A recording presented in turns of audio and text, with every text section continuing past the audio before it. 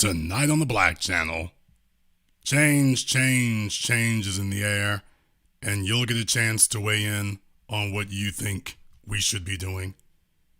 The Black Channel is live.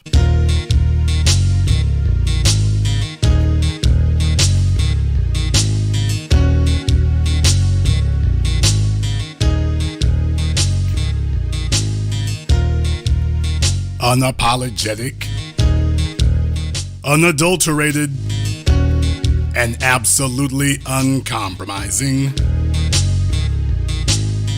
Greetings, brothers and sisters from around the world, and welcome back to the home, the haven, the stronghold, and the everlasting superfortress of intelligent black thought. We are the Black Media, and this is the Black Channel. And I am your host, your brother, your humble servant, the voice of Black America, the Black Authority, broadcasting to you live, no matter what day it is, from the only historically black college and university of higher education and learning in the cosmos. It's time to join us. And join us you shall, because on tonight's program here, I'm going to have a little bit of a retrospective. Usually we do this kind of around New Year's, but tonight's going to be a little bit different. We're going to have a little bit of a retrospective here tonight because I want to have an opportunity here to be able to discuss what we're doing. Before I do that, I do want to announce that there are going to be some changes here in regard to what we do, because change is always necessary here. Some of them may be small, some will be a little bit bigger. But as we go forward, I have never wanted to just do the same thing over and over again. We have been extremely fortuitous in that we have been long-suffering and we've been persevering. And as a result of that, it's given us extraordinary ability to be able to get things done. While other people were just talking about it, we've been able to do something about it. And I think that it is a testament to everything that we've done that we have been able to change the national dialogue and the national narrative. And one of the ways in which we did that is through what we're doing here tonight. We don't take a day off, not for a holiday, not for the usual things. We are not a rabble, we are revolutionaries. There are no leaders, there are just all workers. And the agenda is the leader. The code is the leader. And that's been a concept that other people have had ingrained, and we've been spending the better part of the last decade making sure it's codified across the board, and it's borne fruit. So before I say anything else, I want to say first and foremost, as I have always said, it doesn't matter who Jason Black is, because we are all Jason Black. You don't have to wait for my permission to do anything. You don't have to wait for my blessing to do anything. I didn't wait for anybody else's. By the time we had started the Black Channel, most of the master teachers and elders that we speak about now were long dead and gone. Only a few were still alive. Only a few. But we didn't use that as our opportunity to say, oh, well, they gone. Poe is me. We used it as our opportunity to say, we are going to pick up our spears, we're going to pick up our shields, and we are going to continue the work. We didn't take it as an opportunity to bail out. We took it as an opportunity to bail in. And that was a hard thing to do.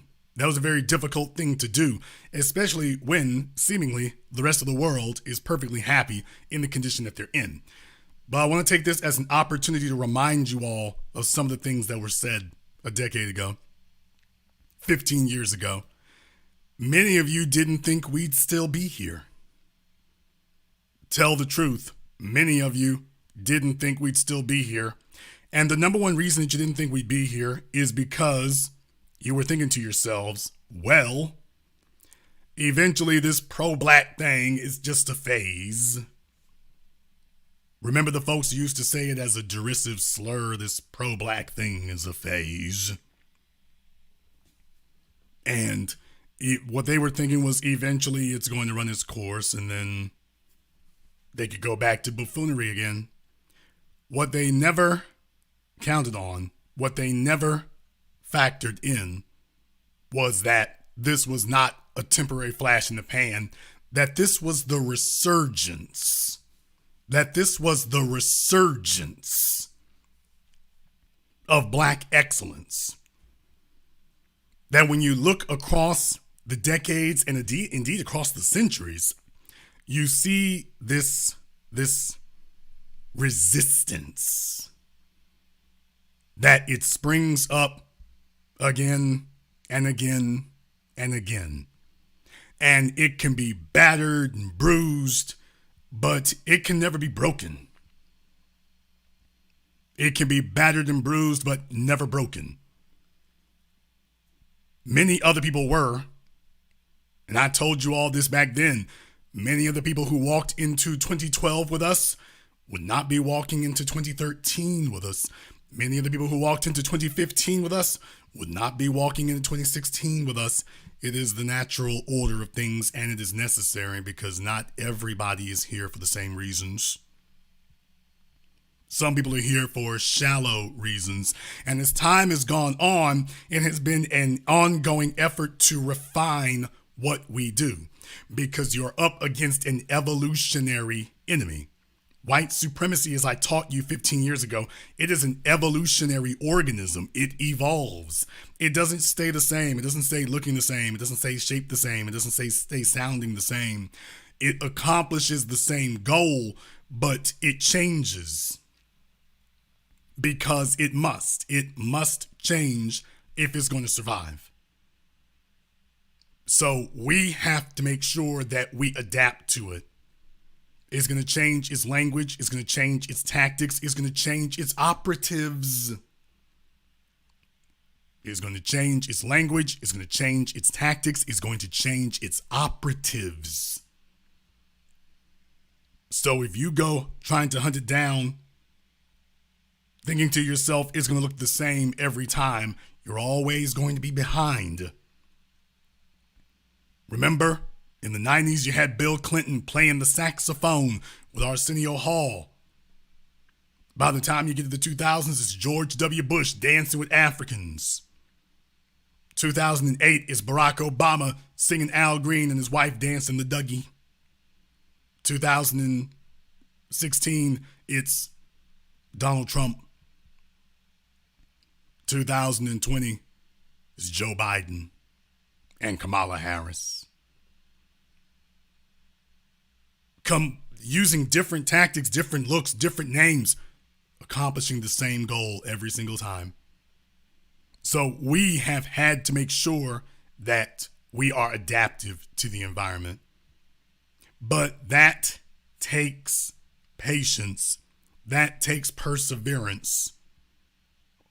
And it takes more than a little bit of support. Which brings us to our next issue here. When I started doing this, a lot of people were simply tuned in for different reasons over time, and that's perfectly fine. I've used the tools that were at my disposal. But a lot of folks were not showing up because they were being sincere. They were showing up because these were the loudest voices in the room, and they themselves couldn't really do what we did. But there was contempt in their eyes, there was contempt in their hearts, there was contempt in their spirits. And they were looking for a means to walk off the field, which is usually what we run into, getting ready to walk off the field. And the truth of the matter is, they felt like that was going to be us. They looked in the mirror and they saw that in themselves, so they just assumed that would be us. And here we are. Here we are a decade and a half later. We're doing it bigger than we've ever done, better than we've ever done. How many of you ever figured that you would see Dr. Claude Anderson's name on television? You'd see him with Nas, that you would see folks on major outlets talking about this. How many of you figured that would be the case? How many of you figured you'd still have to go through Bowling Ball, Roland Martin, and the dead black media. It was considered audacious when I coined that phrase back in 2016, when I said the new black media.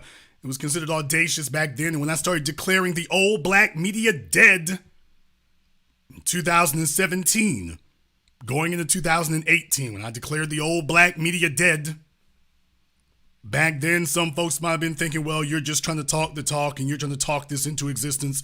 No, this ain't about manifesting. This is about counting the numbers. This is about counting the numbers.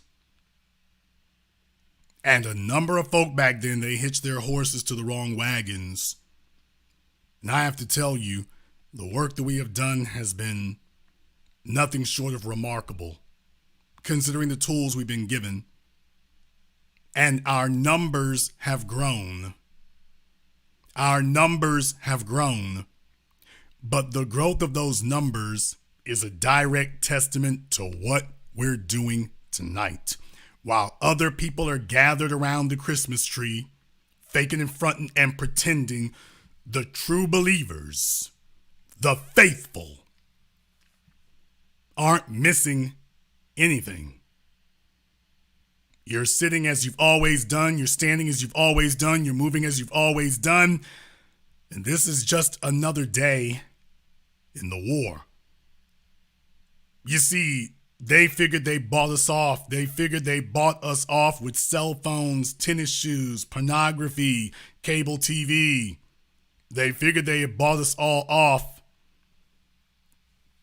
And now it is considered a mark of honor and a mark of excellence to not be bought off. We have created a culture of excellence and resistance, and now it has grown. Now it has reached the national dialogue, and it's going to continue to do so. The seeds that were planted decades ago, even before we were born, they're bearing fruit again. Every time that they've tried to prove that black empowerment is dead, it keeps coming up again. Now, maybe we didn't come looking the way you thought we would. Maybe we didn't come looking like Malcolm and Martin. Maybe we didn't come looking like Marcus and Elijah Muhammad. Maybe we didn't come looking the way you thought we would. Maybe we didn't come sounding the way you thought we would. Maybe it didn't come across the way you hoped it might have been or the way you were expecting it to. But I think it is a testament to what we've done and what you have done. Because let's be very, very clear, I didn't do this alone. I call myself the voice of Black America, but I'm just the voice. You are the message. I am just a messenger, not even the messenger. But if they wish to hear what I have to say, I'm just the voice. I'm just a messenger. You all are the message. And I came to deliver to them a very clear message, very simple to understand and very easy. We've come for what's been stolen. We are not asking, we are taking. We are not speaking in polite tones, and we are not begging. We are not looking to make friends, we are looking to make change. We are here to have empowerment on our own terms, not on someone else's. This is what it will be. We are here to tell you, how do we define it? We define it as power, wealth, and influence. We are not here to be shy. We are not here to be coy. We are not here to make people comfortable. We are not here to entertain. We are not here to integrate. We are not here to comfort, but to bring affliction to the comfortable. This is going to be a new thing for you to learn. You see, our fathers spoiled you. Our mothers spoiled you. They made you believe that we were comfortable, that we were just going to exist in this condition forever, that this was simply what it was going to be. They spoiled you. They spoiled you into believing that there was this Faustian bargain that was made. The old generation made a Faustian bargain with the white supremacist structure. You see, they promised you that things would be different. They promised you literally shaking hands with the devil. They promised you they would keep us quiet. They promised you that they would keep us docile. They promised you they would keep us in line. And you thought they could do it. You thought we'd bow down. You thought we would give in. You thought wrong.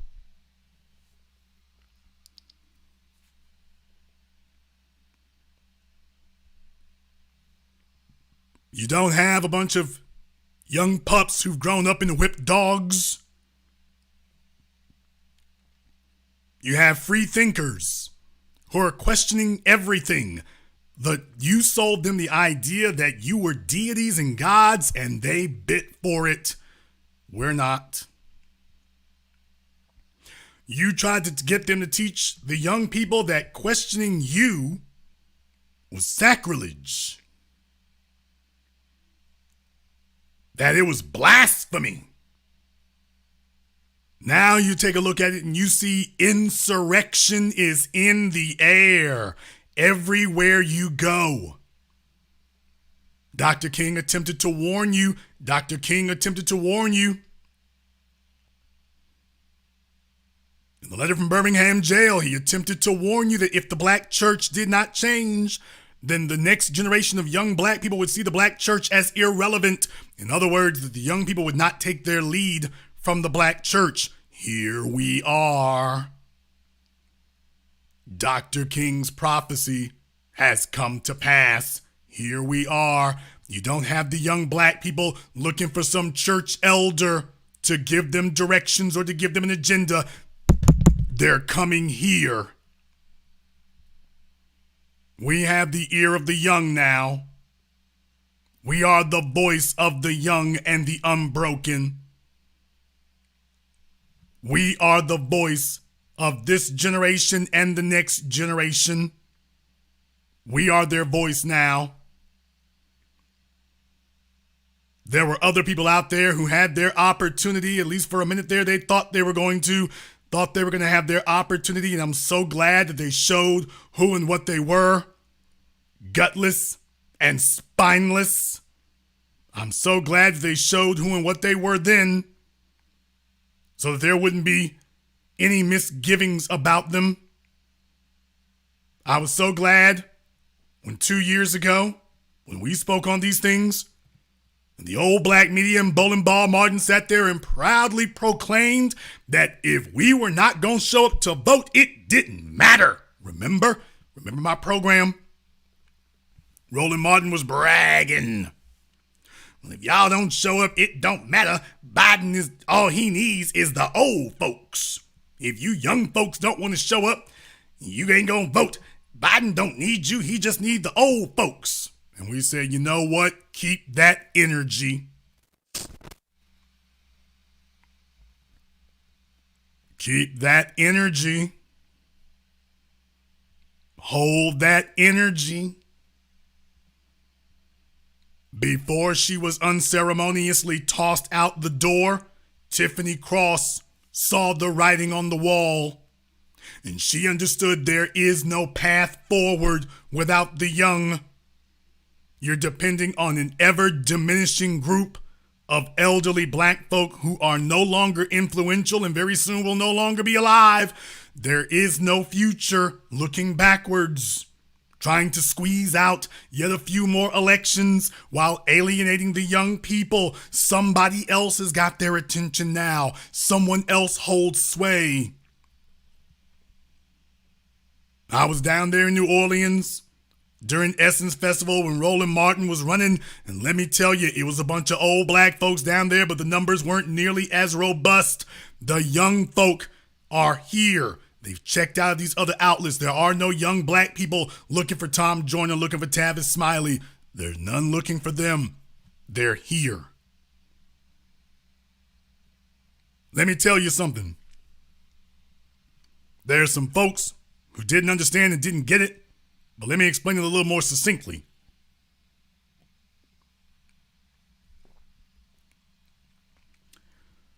We are not TV personalities.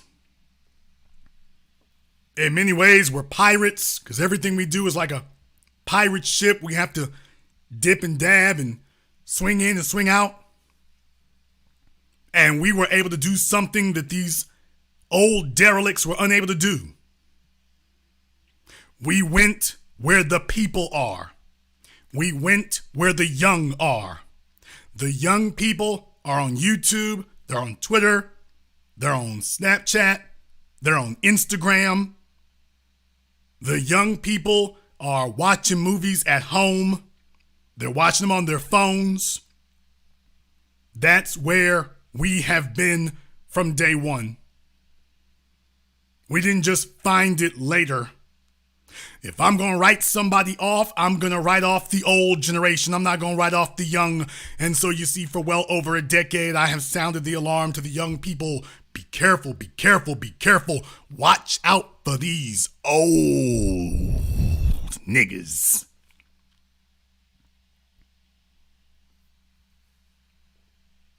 Be vigilant, be watchful, including here. You must make sure that there will not be a turn or a swerve. You must make sure they continue to serve your interests. You are not to turn this into a cult or a religion. They must continue to serve your interests, which is why it has been paramount that we remain uncompromising. And they've responded. No, we're not taking you on a cruise ship. No, not hanging out at the Essence Festival with you. We got real work to do. We got real work to do.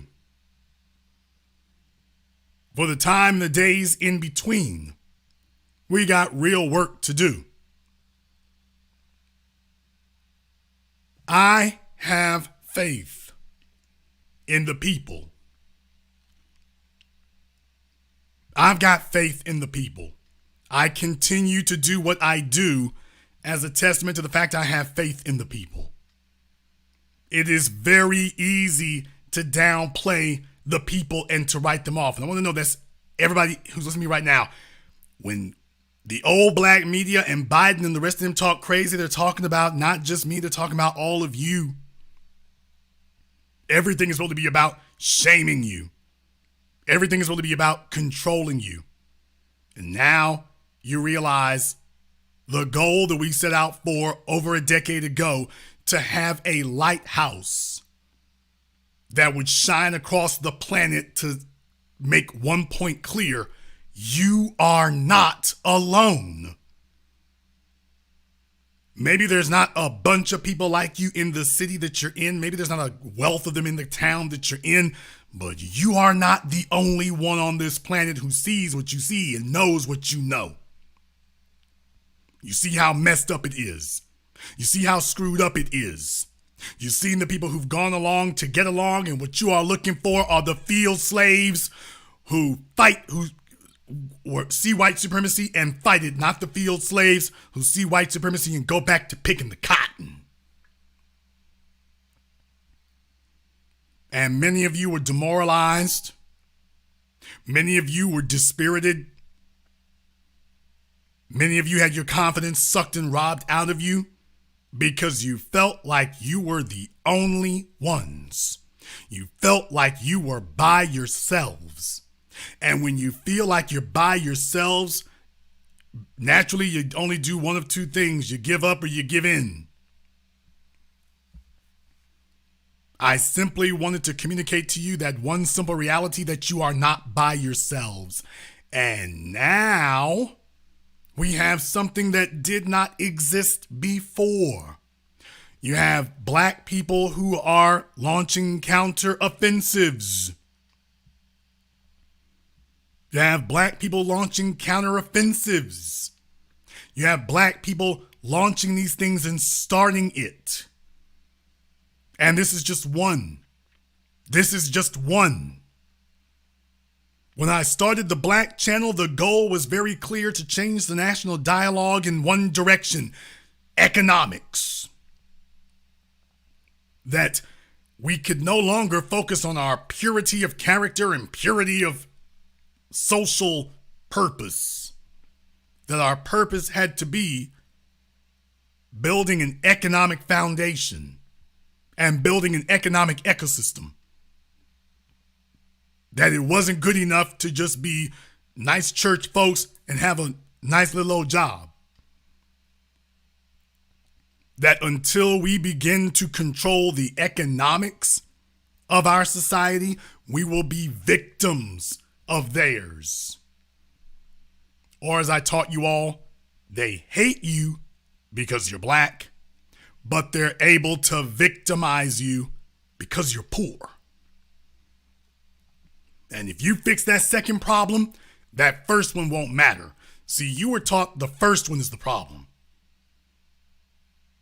The second one is the true problem. Because whether they like you or hate you is irrelevant.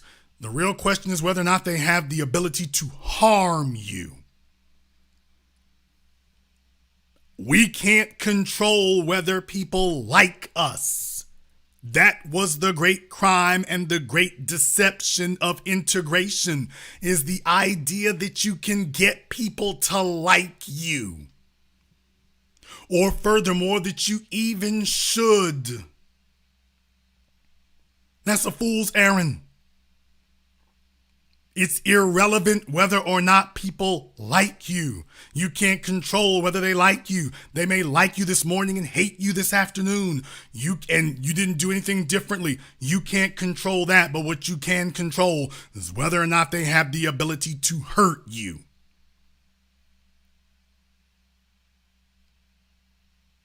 Now that you can control. So I led by example.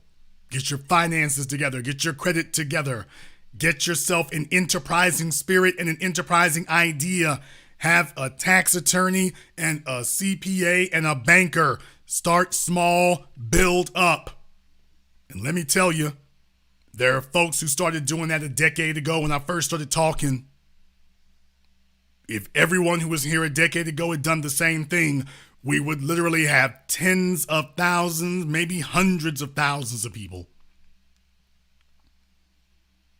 being able to move as an organized unit.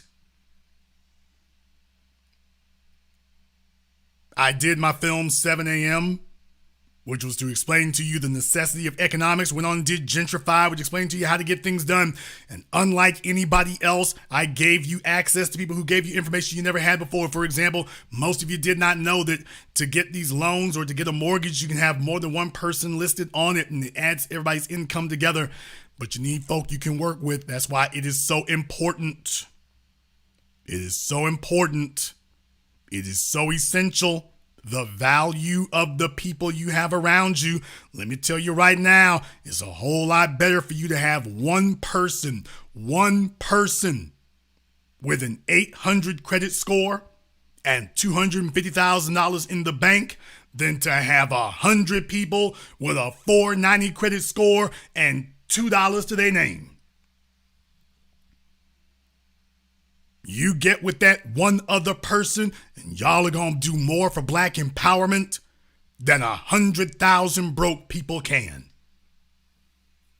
At some point, your ideals need to manifest themselves in a physical, concrete form. At some point, that must happen. It must. You can't sit here talking about what you don't have. You got to get together with other folk. I did that. I've done that over and over and over and over again, and will continue to do so. We are showing what the proof of our concept is. Now, you don't have to invent the wheel. You're not going to put more sides on it. It's already been perfected. You've seen how it works. So if we are talking about the season of gift giving, I want to give you the gift of Black empowerment. I want to give you the gift of Black empowerment. And the gift of Black empowerment is to get you clear about how to elevate yourselves.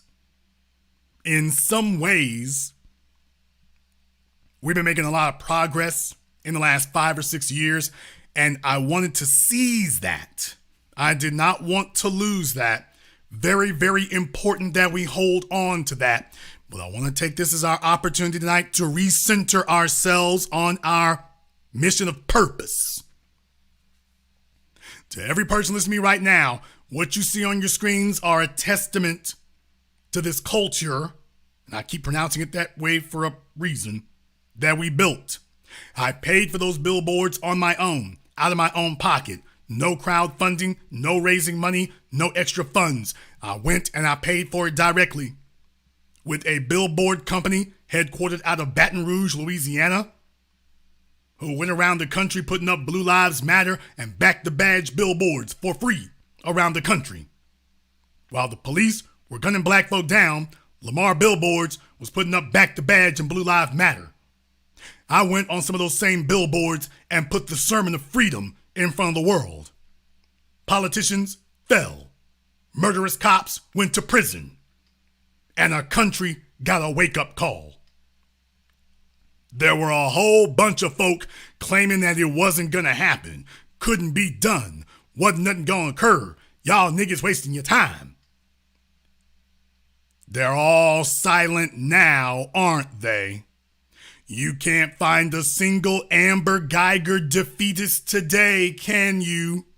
Oh, there were plenty of them when we started. You know she gonna get off like all the rest of them. This microphone alone. I went and did the footwork. I went to my old stomping grounds in Dallas. I was like, we making a stand.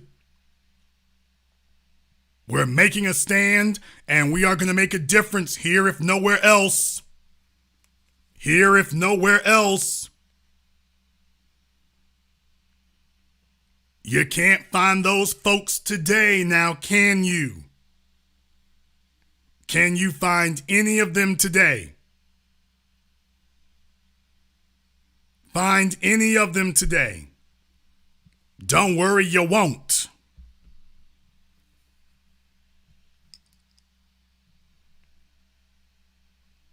Now, there are a lot of you right now, and I'm not expecting you to do exactly what I do here. Absolutely not. But you were not brought here for the purposes of trading cheap shots and wisecracks and insults. You're here for the purposes of becoming devotees to Black empowerment, and Black empowerment is defined one way: dollars. I'm making it pig knuckle stupid. Just that simple for you. Is defined as dollars. We are no longer going for metrics that we can't see, can't touch, and can't measure. Let me say that again. Black empowerment is no longer going to be defined by metrics that you can't see, can't touch, and can't measure. No longer. We are only going for metrics that we can see and touch and feel and can measure. That is why integration was a fool's errand. You can't measure if it's working. And to the extent that some folk claimed it wasn't anything worth having. No, we are only going on things that we can measure. You see, this is how you can have an entire neighborhood get gentrified to hell in New York City, and the only thing black folk own in that neighborhood now is the church. So they all get together at the church. They got to drive 15 minutes, now 20 minutes, now 30 minutes. They still come there 30 years later. They don't own anything in the neighborhood anymore. It's owned by a bunch of non-black people now, and they only gather on Sundays to comfort each other in their losses. They don't have, and they tell themselves that their piety and their righteousness is their wealth. Remember when I first started the Black Channel, there were a bunch of young defeated Negroes repeating their mamas and their grandmamas and their daddies and their granddaddies' defeated talking points, trying to sell all of us on the idea that, well, if you got kids and if you got righteousness in your heart, you got wealth.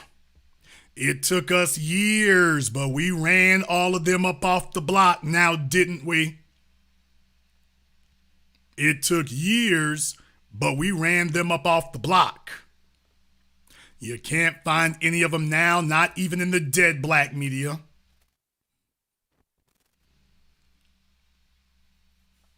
The national dialogue has changed.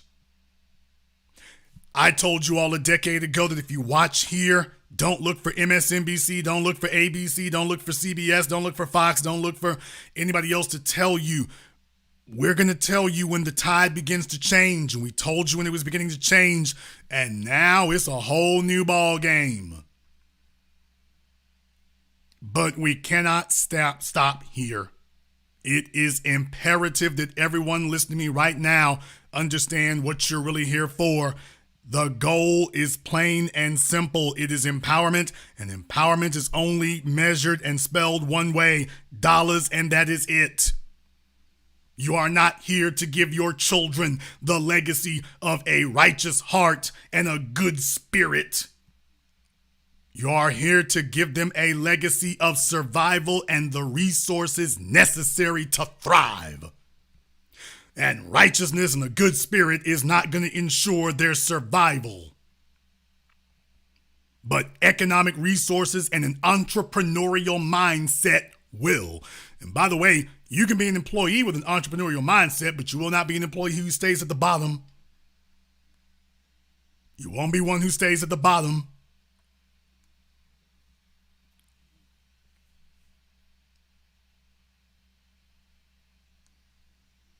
Time for a brand new mindset. So to everyone listening to me here tonight, I am not saying that you have to be a business owner, nor am I saying that you have to be a millionaire, but the goal is black excellence. You are to be at the top of whatever you're doing. Now, I'm going to sound a lot like Dr. King right now, but whether you are working a job or whatever else, you're to be at the top of whatever you're doing. Everybody can't be a business owner. This is true. But every single person listening to me right now can have $10,000 in savings in the bank, no matter what your income level. Every single person listening to me right now can have $10,000 saved in the bank. Everybody cannot be a business owner, but every single person listening to me right now can have a 750 credit score. Every single one of you, regardless of your income, can have a 750 credit score. Everybody cannot be a business owner, but every single person listening to me right now can get rid of their consumer debt and have good debt. That is debt that you acquired purchasing assets. Every single person can do that. Everybody can't be a business owner, but every single person listening to me right now can get every broke nigga, every lazy nigga, every no good nigga, every no good broad. You can get them up out of your face and out of your life. And I said it the way I meant it. If it offends you, so be it. There's the dough. Everybody can't be a millionaire necessarily, but there is no reason that everybody listening to me right now doesn't have to be broke. You do not have to be broke. There's no reason that everyone listening here right now cannot avoid being broke. You don't have to be a millionaire, but you don't have to be struggling neither. Let me say it again. You don't have to be a millionaire, but you don't have to be struggling either. So before the defeatist, po-mouthed Negroes try to sit up here and try to talk it down and tell you that everybody got to shuffle along, just understand when you're talking to somebody who tries to take your eye off the ball of counting the dollars, that is a person who is struggling and wishes for you to struggle with them. That is a person who is struggling and wishes for you to struggle with them.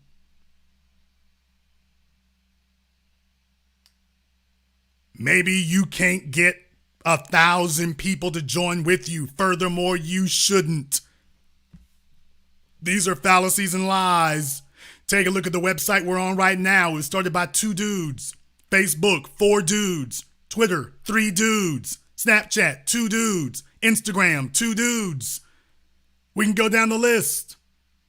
Apple Computers, 2 dudes. Microsoft, 2 dudes. It wasn't just Bill. Other folks understand that. They don't try to get together thousands of people, hundreds of people. See, you think like that when you're insecure. You want to have this big group of people who there's no way you can harness the resources of all of them.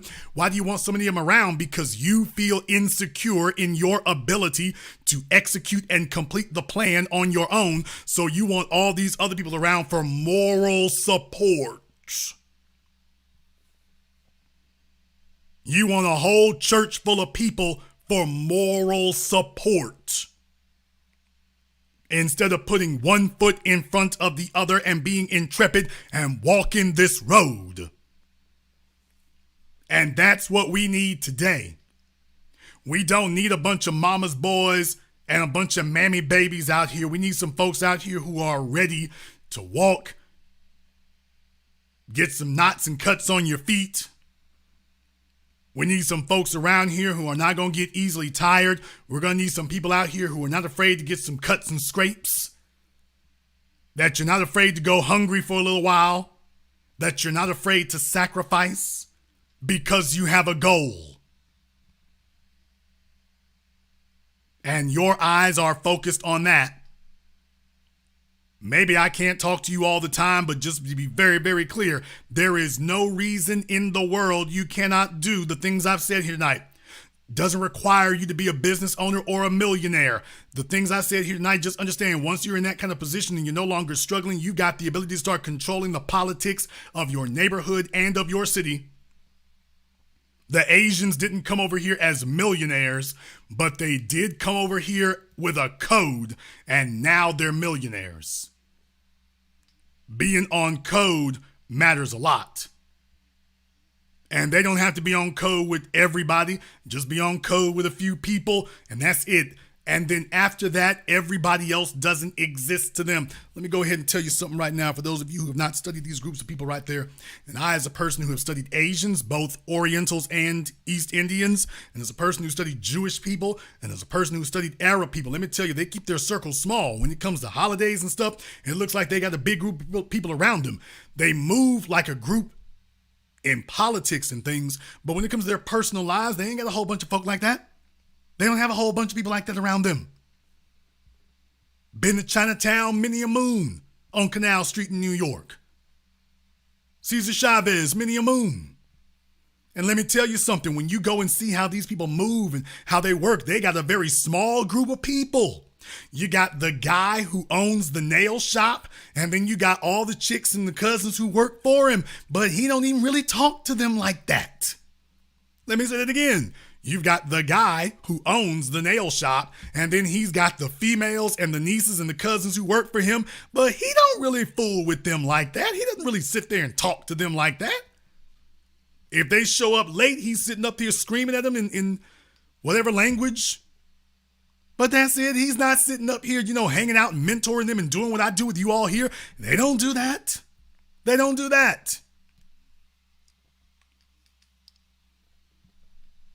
In Jewish society, if they got one son who's paying attention, that they focus their energies on him, with the rest of them, you looking kind of shady. Okay, we're going to fall back on you.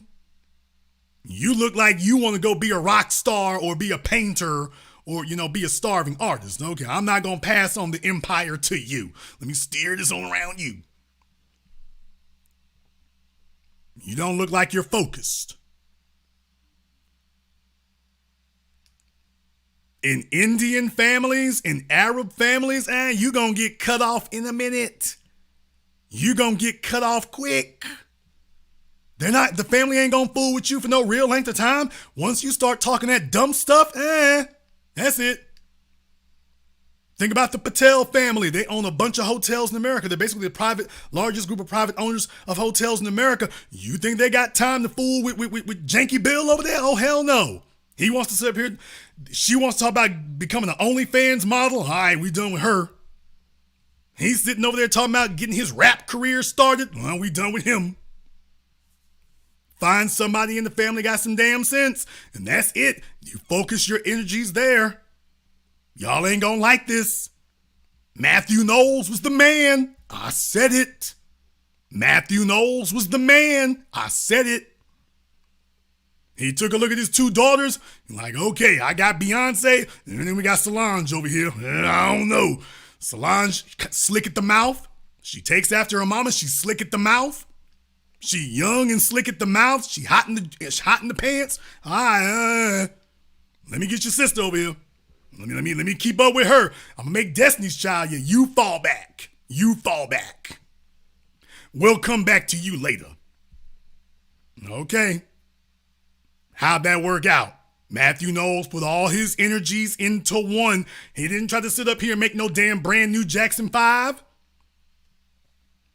He didn't try to make no damn brand new Jackson 5. He didn't try to do that. No, they are not both successful in their own right. Stop smoking the crack. Those are folks out here trying to talk their way out and comfort themselves. If you don't sit your ass down, they are not successful in their own right. You cannot compare Solange to Beyonce. Sit your ass down. There's the Bay Hive and there's the Solange Swamp. Stop smoking crack is all I can tell you. This is not the place for feeding yourself lies. Sit the hell down with that. They're successful in their own right. That's an intangible. Count their album sales. Count their album sales. See, there's a bunch of y'all who came in third and fourth place, and you think you're going to talk your way in the first place. No, you're not. Count their album sales. Count their endorsements. Count their concert fees. Count their concert fees. Count their concert fees. Take a look at the men in their personal lives. You can't name any metric.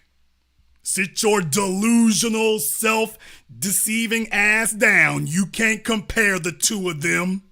One's the queen, one's the court jester. It is what it is. It is what it is.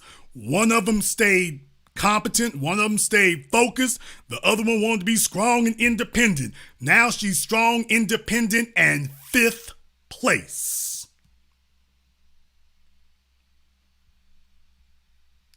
Dude, if you don't shut up, there would be no Beyonce without Matthew Knowles. Just understand that idiots like this is the reason why you need to keep the circle small, because if you let the circle get too big, then you have vagrants who just wander in. They're not very bright. They just say things to be saying it because they're emotionally deficient. They're not trying to be factual. Hey, is there a microphone? Solange is doing great. Really? Yeah. Solange is, when you think about it, Solange is bigger than Beyonce. Nigga, what? Is this mic on? Oh, I can still be heard? Yeah, and Matthew Knowles didn't make Beyonce, but he started Destiny's Child and gave her first album, and that was all his plan. It was Jay-Z. Well, she meets Jay-Z way later. Is this thing on? Yeah, my name is Kareem Terry Crews, and Solange is the girl. This is why you don't want the circle to get too big. Because little attention chasing niggas show up and then start talking crazy. So this is why you don't want the circle to get too big. Little old dumbass fanboys and little sucker ass fangirls show up, and then that starts happening. Individuals who don't have any facts, and he's not interested in facts. Ooh, hey, Solange reminds me of me when I was failing. But you're still failing. You're in no position to educate anybody on anything. You're still a failure. Is the mic on? Is you listening? Not really. So, this is just an abject lesson. This is why you don't want the circle to get too big. Keep your circle small. Focus on one or two people. That's how you maintain discipline. That's how you maintain discipline. Did this crack smoking idiot Jason talking about bass took Solange's whole sound? As I said, you got folks in the projects, their mamas were doing drugs when they were growing up. So they're used to talking crazy and silly. You know, my mama was been off the pipe 2-3 years. I feel like Solange is great. So just understand, everybody's not ready. Everybody isn't ready. Folks out here living in fantasy worlds. 2 + 2 = 9. So once again, keep the circle small. Focus on a couple of people. Keep the circle small. You're going to end up with somebody like Jason or this Joel C. You're going to end up with them. And then you're going to be talking in pointless circles with Negroes who don't have any facts, don't have anything else. You got to understand that these are like Detroit Lions fans, you know. No shade on Detroit, but yeah, you got to understand. To Nick, and you all know this happens every time I do a film, there's always some old dumb nigga stand up.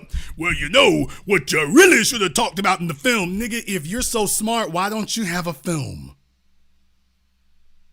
If you're so intelligent, why is it that we're not coming to your film premiere?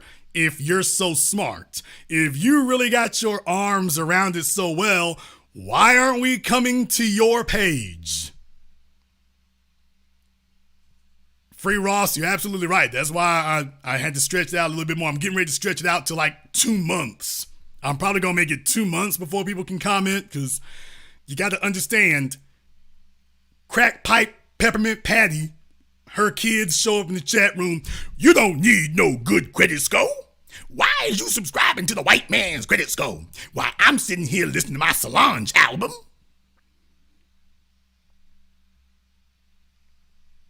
I'm sitting here listening to my Solange album, and personally. So just understand, we're the folks who get things done.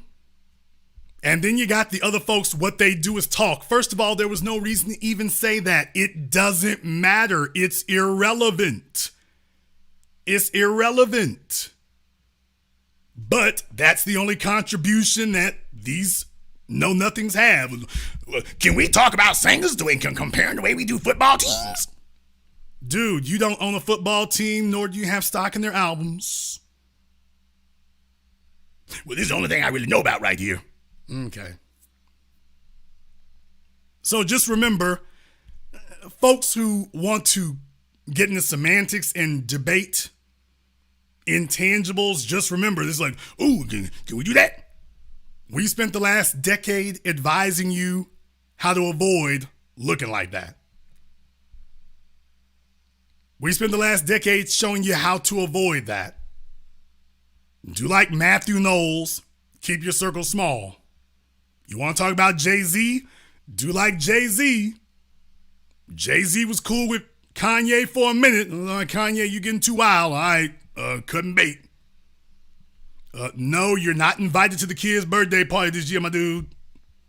Are you on your meds? You're not? Yeah, no.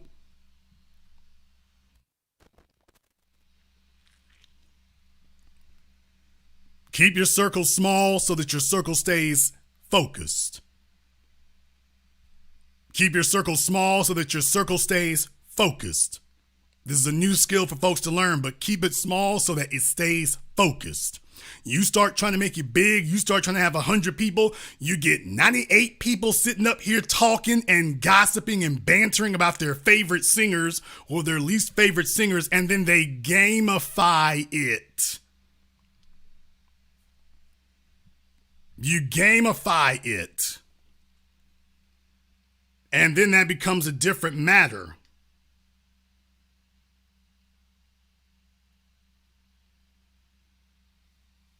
You got to understand, folks like Jason and Joel C., they're used to being like these old failed Negroes. Probably a couple of old failed niggas right there. They're probably sitting there with a damn Al Green album and a Johnny Taylor album with the scratches on it right now.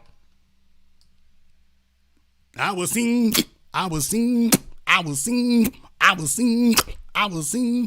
Okay. They come around some young folks who are getting something done. They go for the trashiest people they can find. You know, Jason, you don't know real music. Why, if you listen to Fantasia.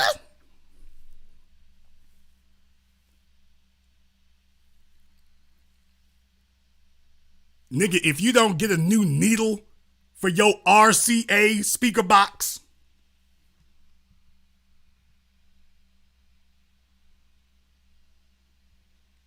it's always somebody who's failed wanting to jump in a circle full of folks who ain't failing and then bring us their fail philosophy and their fail culture.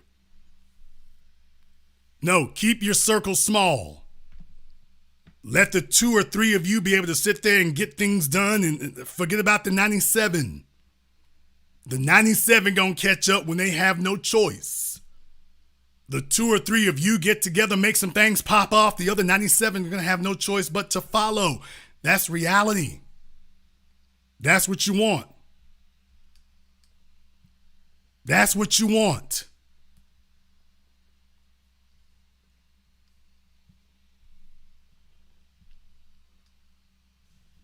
So if anything, I want to teach you that. If anything, I want to teach you that. I want to teach you that going forward here, keep valuable people around you. That's the real legacy of the last 10 years. I like to believe that real recognize real. And that even though you all didn't see me in person, you could see and feel the energy of somebody who was sincere and was about that life and has been paying dividends. That's what we need to keep going. Don't stop here. Don't stop here.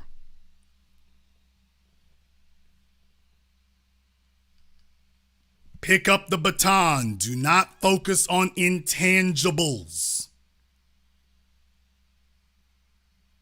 Do not focus on intangibles. Focus on things you can see and measure. And I know that's going to be hard. It's going to be hard because then you have to do like Jason and Joel C in the chat room and embrace failure. They still fighting it. When you have things that have tangible metrics, then you have to accept that sometimes you're going to fail. You might fall short. This might be something that you really want and you might not make the cut. You might not be able to get it the first time around. Do you have the faith in yourself to pick yourself up, dust yourself off, and get back to it again as if nothing happened? Do you have the ability to do that? Let me tell you, most people don't.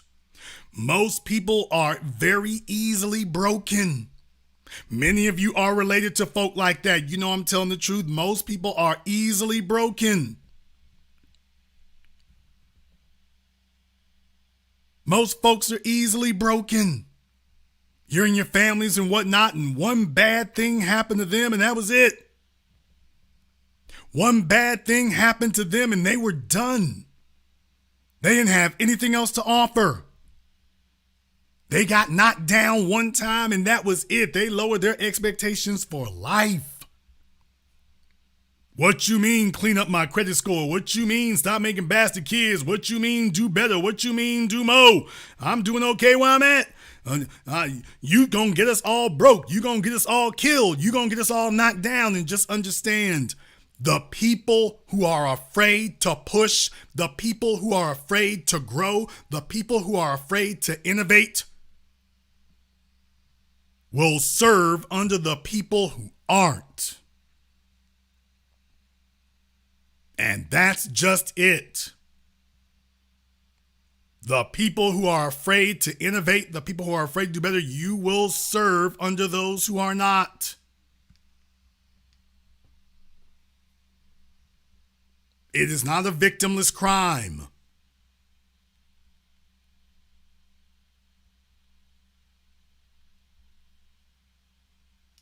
It's not a victimless crime. Most importantly, if all your children will learn from your example. Your children are going to learn from your example. We need to have more black folk who are thinking about their children. I'm a guy who doesn't have any biological children, and yet in many ways I've invested in it more than most folks who do have kids. They're not thinking about the children's future and something to be proud of. This is all the more reason why you developing an attitude of sacrifice, of long suffering, of a purpose, of tangible, concrete things. Because when you got something tangible and concrete, let me tell you, you take that damn seriously. There's a reason why people's attitudes about religion can change at the drop of a hat. There's a reason why people's attitudes about their religion can change at the drop of a hat. You try to get in their pockets, you try to get in their house, whole new ball game. When we're talking about tangible things, that changes everything. That's not up to interpretation or debate. If you have $100 worth of righteousness in your house, it's debatable how you're going to respond. If you got $100 in money in your pocket and I try to take that, it's predictable how you're going to respond. One is open to interpretation, the other is open to assault. Big difference. Big difference in how we do that. So I want you to understand that going forward here, we haven't talked about this in a while, but here at the Black Channel, that's something in particular I want us to stay focused on. And I still talk about these kind of things on my other channel, but I want you to stay focused on this going forward. Think about where you would be if you had started on this 10 years ago. Think about where you would be today if you had started on and stayed steadfast on it 10 years ago. Where would you be at now? Where would you be at and where would your kids be at if you're focused on it then? And where will you be 10 years from now if you start focusing on it today? Where will you be? Have you considered that? Where will you be? Make sure that you have people around you who are resourceful and valuable. To the ladies listening, it's cool to want Mr. Tall, Dark, and Handsome. You better get smart, driven, and resourceful.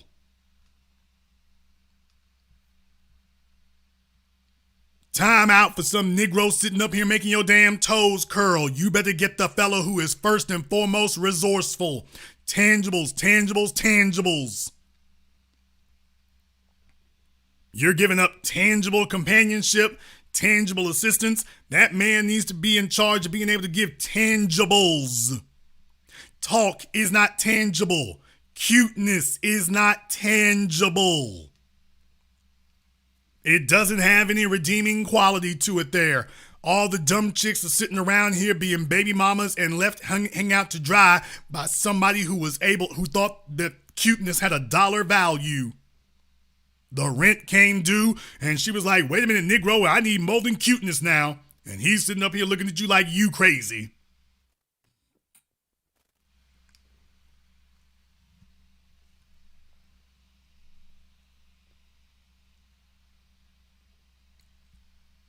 I'm in love. You better find somebody who is resourceful and fall in love with that. And to the fellas, let me tell you something. I like a bad broad as much as anybody. But if you got a chick who is not resourceful and is not focused on your mission, next. It's better to have a strong 6 who got your back all the way than a straight 10 who is causing problems. Ain't gonna work.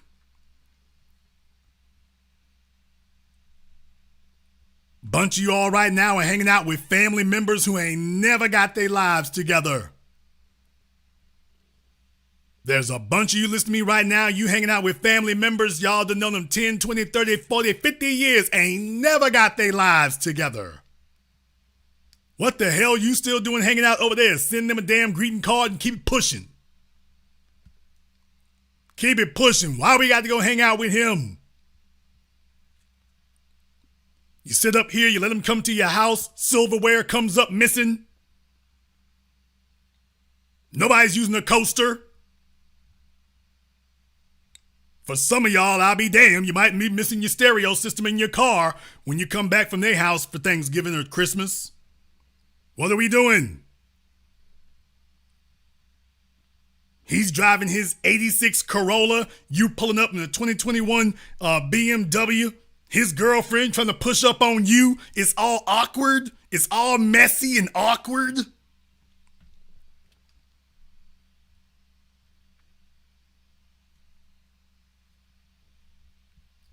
No.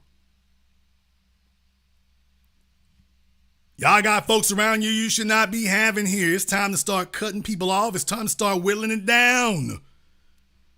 It's time to start whittling it down. Damn a big circle.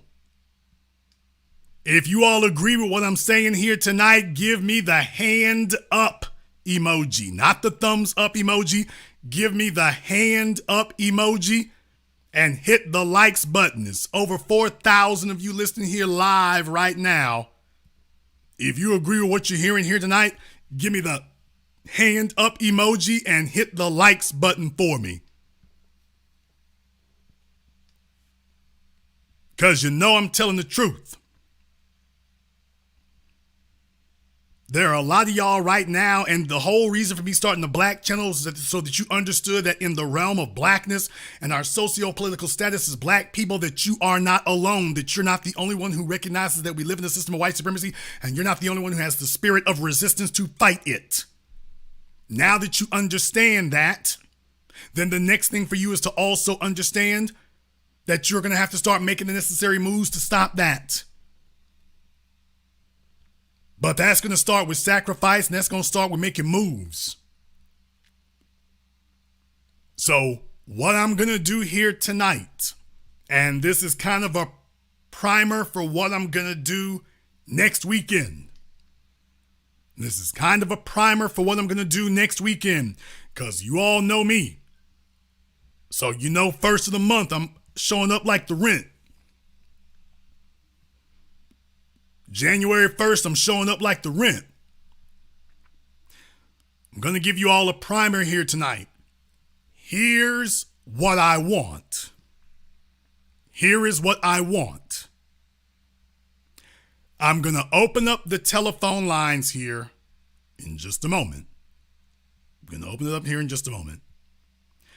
And what I want to do is I want to open the phone lines only to, I want to give priority to people who've never called in before. I want to give priority to you if you have never called in before. I want to give priority to you. So I want to give priority to folks who've never called in before. The telephone lines are now open. The number is 646-787-1933. And what I want you to call for is I want you to call up if you want to change. I want you to call up if you recognize that the circle has been too big. I want you to call up if you've new callers. I want to give priority to new callers. If the circle you've been living in is too big, if the folks in your family ain't right, if the people you've been hanging out with are not focused, and you want things to be different, and you've been looking for a group of folk who understand that at an intrinsic level here, I want to give them priority. I'm not going to say they're the only ones, but I want to give priority here tonight. So if you've never called in before, because the phone lines here tend to get jammed up real quick. If you never called in before, you can let my mods know if you're on the line, and I definitely want you to give us a call here with that. I want to know if you want to change.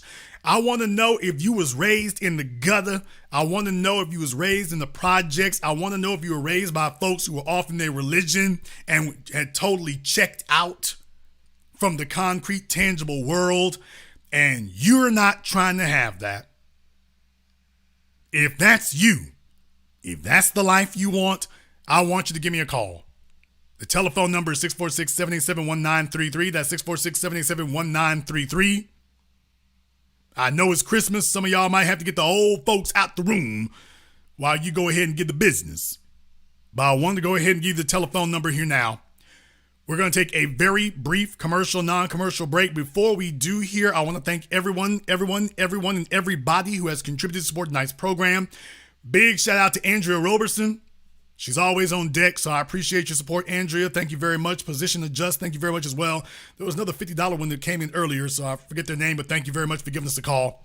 We're going to take a very brief commercial, non-commercial break. When we come back, your phone calls. If you are ready for a change, you're tired of the same circumstances, the folks in your family, your friends, your associations, you're ready for something different, holla. This is the Black Channel. Greetings, brothers and sisters. My name is Joe Jackson. I'm a foundational Black American, and I entered the field of IT with the goal of helping the family globally. The industry's been changing, and I've learned a lot. But how did we get here? How do we navigate issues we face in the workplace? How can we get our house in order? Read The Concept and Intricacies of Being Black in IT, now on Amazon, as well as the best-selling Guide to Being Black in IT. Go to beingblackInIT.com. Higher Life Recruiting and Consulting specializes in direct placement. If your company is looking to hire top talent, or you are looking to start a new career, our network of professional recruiters can help. We provide recruiting, LinkedIn lead generation, access to our professional network, paid job postings, interviewing, and more. Check out our specialized services: information technology recruiting, STEM career consulting, sales recruiting, hiring process consulting for your business, resume writing, LinkedIn profile consultation. Follow us on Instagram and LinkedIn and get higher with us. Girl, I am so tired of Twitter and TikTok. We need something just for us. Yeah, and I would post on 6 Zeros, but they don't have a mobile app. That's a lie. 6 Zeros actually does have a mobile app. It's available on iOS and Android. That's your phone? Yeah. That is humongous. Anyway. 6 Zeros is where the Black community taps into unfiltered and authentic conversations on the topics we know and love. I gotta get out of here. But remember, don't just sign up. We know. House.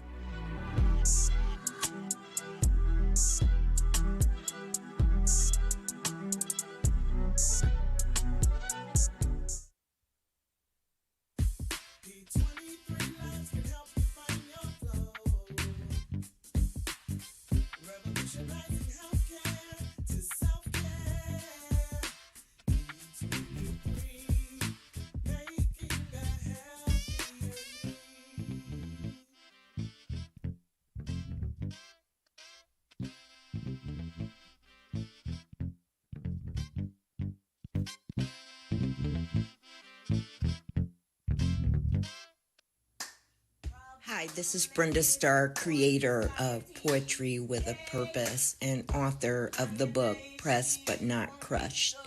Pressed But Not Crushed is an anthology of political poems that address current and historical issues in American descendants of slave population and African American population.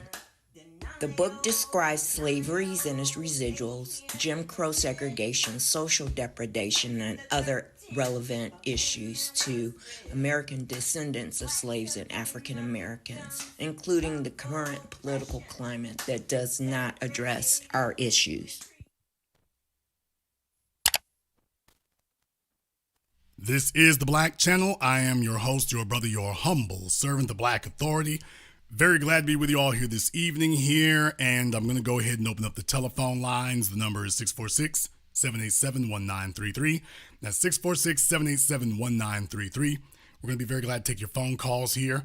And thank you to everyone who has contributed to support tonight's program here on PayPal, Cash App, Super Chat. I know you could be all tricking off your money at Nordstrom's, Saks Fifth Avenue, or whatever, but thank you very much for showing up here. So my man Grind Time in the Super Chat, always on deck. Thank you very much, brother. Mr. Richburg, I see your B1 Media is a lifesaver. He's in the Arctic. What in the hell? Brother, what you doing the most out there? Miss Allen and my girl Brenda Starr, thank you very much for your support as well. Let's go ahead and get to the phone lines here. I want to give preference to new people. If you've never called in before, this is your opportunity to do so. I'm not going to rule out everybody else, but I definitely want to give priority to anybody who is new and never called in before. And if you're looking for a change, if you came from a bad situation, the family's all messed up, they're trying to give you religion, education, and integration, and you're looking for something different, and you're looking for kindred souls, I want to give you an opportunity to go ahead and speak on that tonight. Let me get caller from area code 860. You're on live with The Black Channel. What's your name? Where you calling from?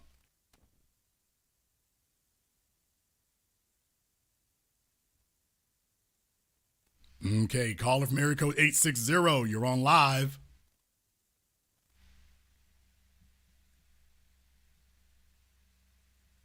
Okay, it is taking its time switching over there. Okay, it wants to go ahead and Blog Talk is doing a little bit of messing up here now. Give me a few moments here. I'm going to see if I can get that restarted for you all, because the switch there to let it come on there is not doing what it's supposed to be doing.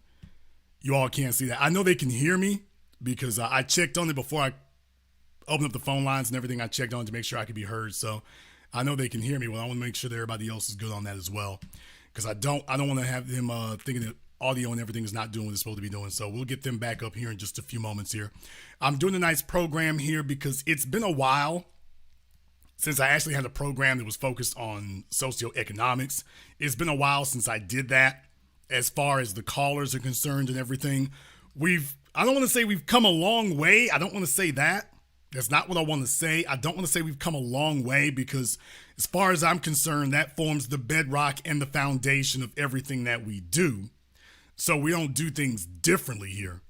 But I do want to have an opportunity to go ahead and let people be able to see exactly what we do as a regular course of things, because if it gets lost, I don't want it to get lost in the idea that we are just going to be dealing in politics. I don't want it just to get lost in the woods or in the idea that we are focused on something different, because we do want to have a political effect. Absolutely, we do. We do want to have a political effect. We want to have a social effect. But I want to remind you of exactly where that comes from.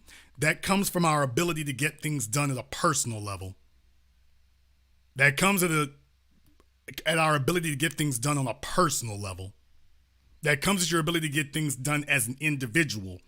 And a lot of folks are used to the idea that they can get society or change society, whatever the case may be. They kind of get used to that idea. But in the meantime, when you get used to that and you start telling yourself, well, it's going to be just what you do or whatever, that can become very, very seductive. That can become very, very seductive for that to occur. And if you're fooled about it, and next thing you know, you start becoming another adjunct of that. And a lot of folks out there, they're like, oh, you disrespect the old people. I don't disrespect old folk. I disrespect old tactics. I disrespect old tactics. I don't disrespect old people. I disrespect old tactics.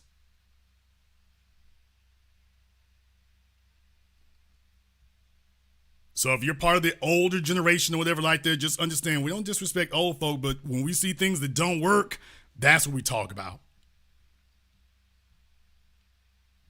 I'm going to go ahead and see if I can open it back up here again. I got to tell you, I think Blog Talk is frozen. Like, I just rebooted and started everything over here again, and I think Blog Talk is frozen. So I'm hoping we didn't crash their little old website today. But it kind of seems like we might have. So I can get to other websites through here, but this Blog Talk is the only thing I'm not able to get through to here. So I'm wondering if we crashed their little old website. I'm wondering if we did that. Everything is set up to go and everything. I get everything else going, but Looks like we broke Blog Talk's little website down, y'all. Oh well, sucks to be them. Sucks to be them.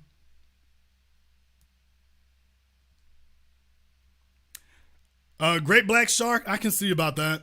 I usually don't do that over here on the Black Channel, but I can see about that.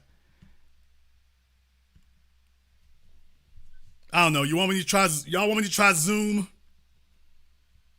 Usually I just have people call up and everything, but do you all want me to try Zoom?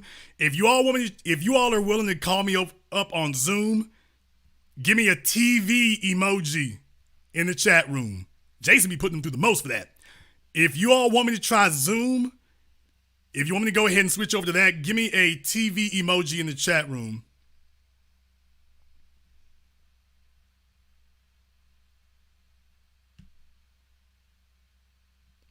Because I don't know what's going on over there at Blog Talk. I don't know what's happening. But they are not ready for business right now. All right. Well, they look like they want to go ahead and do that. I don't know. I need to give y'all something for an intermission. So, while I go ahead and get Zoom up and going. So, maybe I'll go ahead and give y'all something for a little bit of intermission here. How about this? Is this okay? Can we do this? Is that intermission enough, or is this breaking the flow of things, or am I doing too much? I was okay. Well, I just wanted a little bit of an intermission while I get Zoom up and going. That was all I was looking for there. I wasn't trying to start no trouble. I just wanted a brief intermission. That was all. I was trying to do. Okay, they got a lot going on Zoom now. What is going on out here today? They got a lot going on this thing. Usually just one or two things, but now they got a lot happening. All right. I got Zoom up and going here. Let me go ahead and throw the link up. Go ahead and throw the link up for you all so y'all can go ahead and check that out. I'll pin it to the top of the chat and we'll get that going. So if you want to give me a call on Zoom, you can go ahead and do that. Please don't be in the dark with your footies on. Please don't be doing that. I know it's very tempting. Please try to avoid that. Even for the ladies. No, I'm not going to. Ladies, even for you, please, let's try not to do too much of that. So I went ahead and pinned it at the top of the chat there. Let me go ahead and find the damn window that has Zoom on it too while I'm at it. While I'm doing everything else. Let me make sure I got that taken care of. All right. Well, I got Ian. Okay, they're starting to load up over there on Zoom now, so let's go ahead and see what we got. All right, let's go ahead and bring Ian here. And like I say, just to make sure we don't have a troll situation to it and stuff, definitely you don't want to be in the dark or whatever, so holler at me here. Make sure I got Ian on deck here. I got a bunch of folk loading up in the Zoom for me.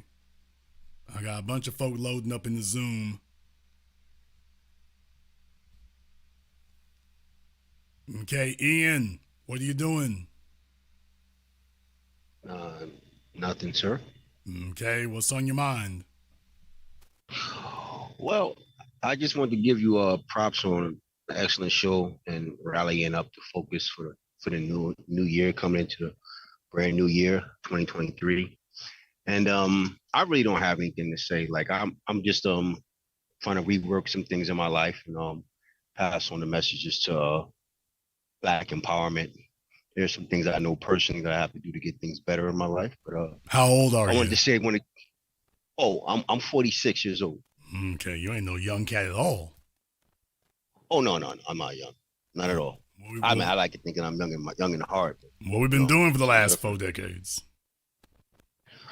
I mean, combination of just making mistakes and learning from them. Growing up things, pains in life. We got any wins at 46? Do we have any wins under our belt yet? I mean, it depends on what you think wins are. I mean, oh I'm boy, comfortable. All right, I'm comfortable. I'm comfortable in my career that I do. Just I'm one of the truck remember, drivers. just remember, if it's open to interpretation, that's not good. Yeah, I know that, Jason. No, I listened to your broadcast. Wow, you picked me up. I wasn't even expecting you to give me a call. I mean, when I went in the blog talk and I was doing what your commands were. But no, I'm just, just life. Like I'm a truck driver. I'm one of your truck drivers who listen to you. And I don't own a truck, nothing like that. I'm a company guy. I'm decent. I get paid decent money. And I'm good. Like I said, like certain things I have to work on in my life is my credit. I gotta work on that. I'm like, yeah, I gotta work on that, getting that better. But overall, man, I like the message you do, man. I'm very impressed with you, man. I like your style. How like much your, money do we have in the bank in savings? Well, me and wifey just got money set out where we just paying the bills, man. Like now, y'all know what I'm gonna say now. When I ask somebody for a number and they start responding with words, we know how that goes. So no, it's not a lot. I'm not gonna sugarcoat it. It's not a lot. All right. Do we have any kids? Me personally, I'm like you. I don't have any biological children. What about her? What about her personally? She has children. Okay, there you go. All right, well, and you're married to her, so now you got kids. There you go. In that regard, just finished law school. She did. We got law school. She got buku debt is what she's got. So we got a lot of work ahead of us now. So definitely this is the time. You got a lot of work ahead of you here. So this is no time to play about it. So I definitely recommend you be 10 toes down at this point here. 46 years old. We way late in the game. So you definitely want to be serious about it at this point right now. Definitely want to be serious. Absolutely. So are you working today? Yeah, I'm sitting in my semi in Hudson, Wisconsin. Wow. It's right on the border. Okay. It's right on the borderline of Minnesota. Yeah, he's dealing with snowstorms and everything else. So be safe out there and, keep your head up and keep your eyes open. Thank you very much for giving us a call here tonight. Let me see if I can get Lanicia. Let me see if I can get Lanicia up in here. All right, Lanicia, are you on? Wake up, Lanicia.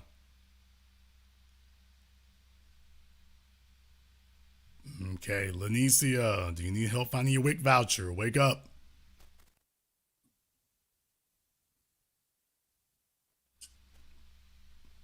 Lanicia, last try. I found your baby daddy. This is Lanisa. Hello. I was about to say I found your baby daddy. He said he's sorry. What's on your mind? I was just trying to join in just to listen. I've called before. Did you want everyone to move to Zoom? Well, only the people who wanted to call in, yes. Oh, I'm sorry. I kind of said I'm not supposed to call. I called before. I do apologize, sir. Okay. No, I did not ask the general public to move to Zoom. I just fails to follow directions. That's the problem we have there. Fails to follow directions. All right. Everybody on Zoom. This is really only for I really want to give priority to first time callers. For everybody else there, I want y'all to hold back for a minute there. Let me get Gilberto. Go ahead and turn your stuff on, Gilberto. Gilberto, wake up. Do we need to come down to the LGBT club and get you out of there? Let me know if we do. If we gotta come down and get you out of there, let me know, Gilberto. If you're stuck in a bind and you need some help, let us know. In the meantime, let me go ahead and get Courtney. Go ahead and plug up your microphone. What's on your mind, brother?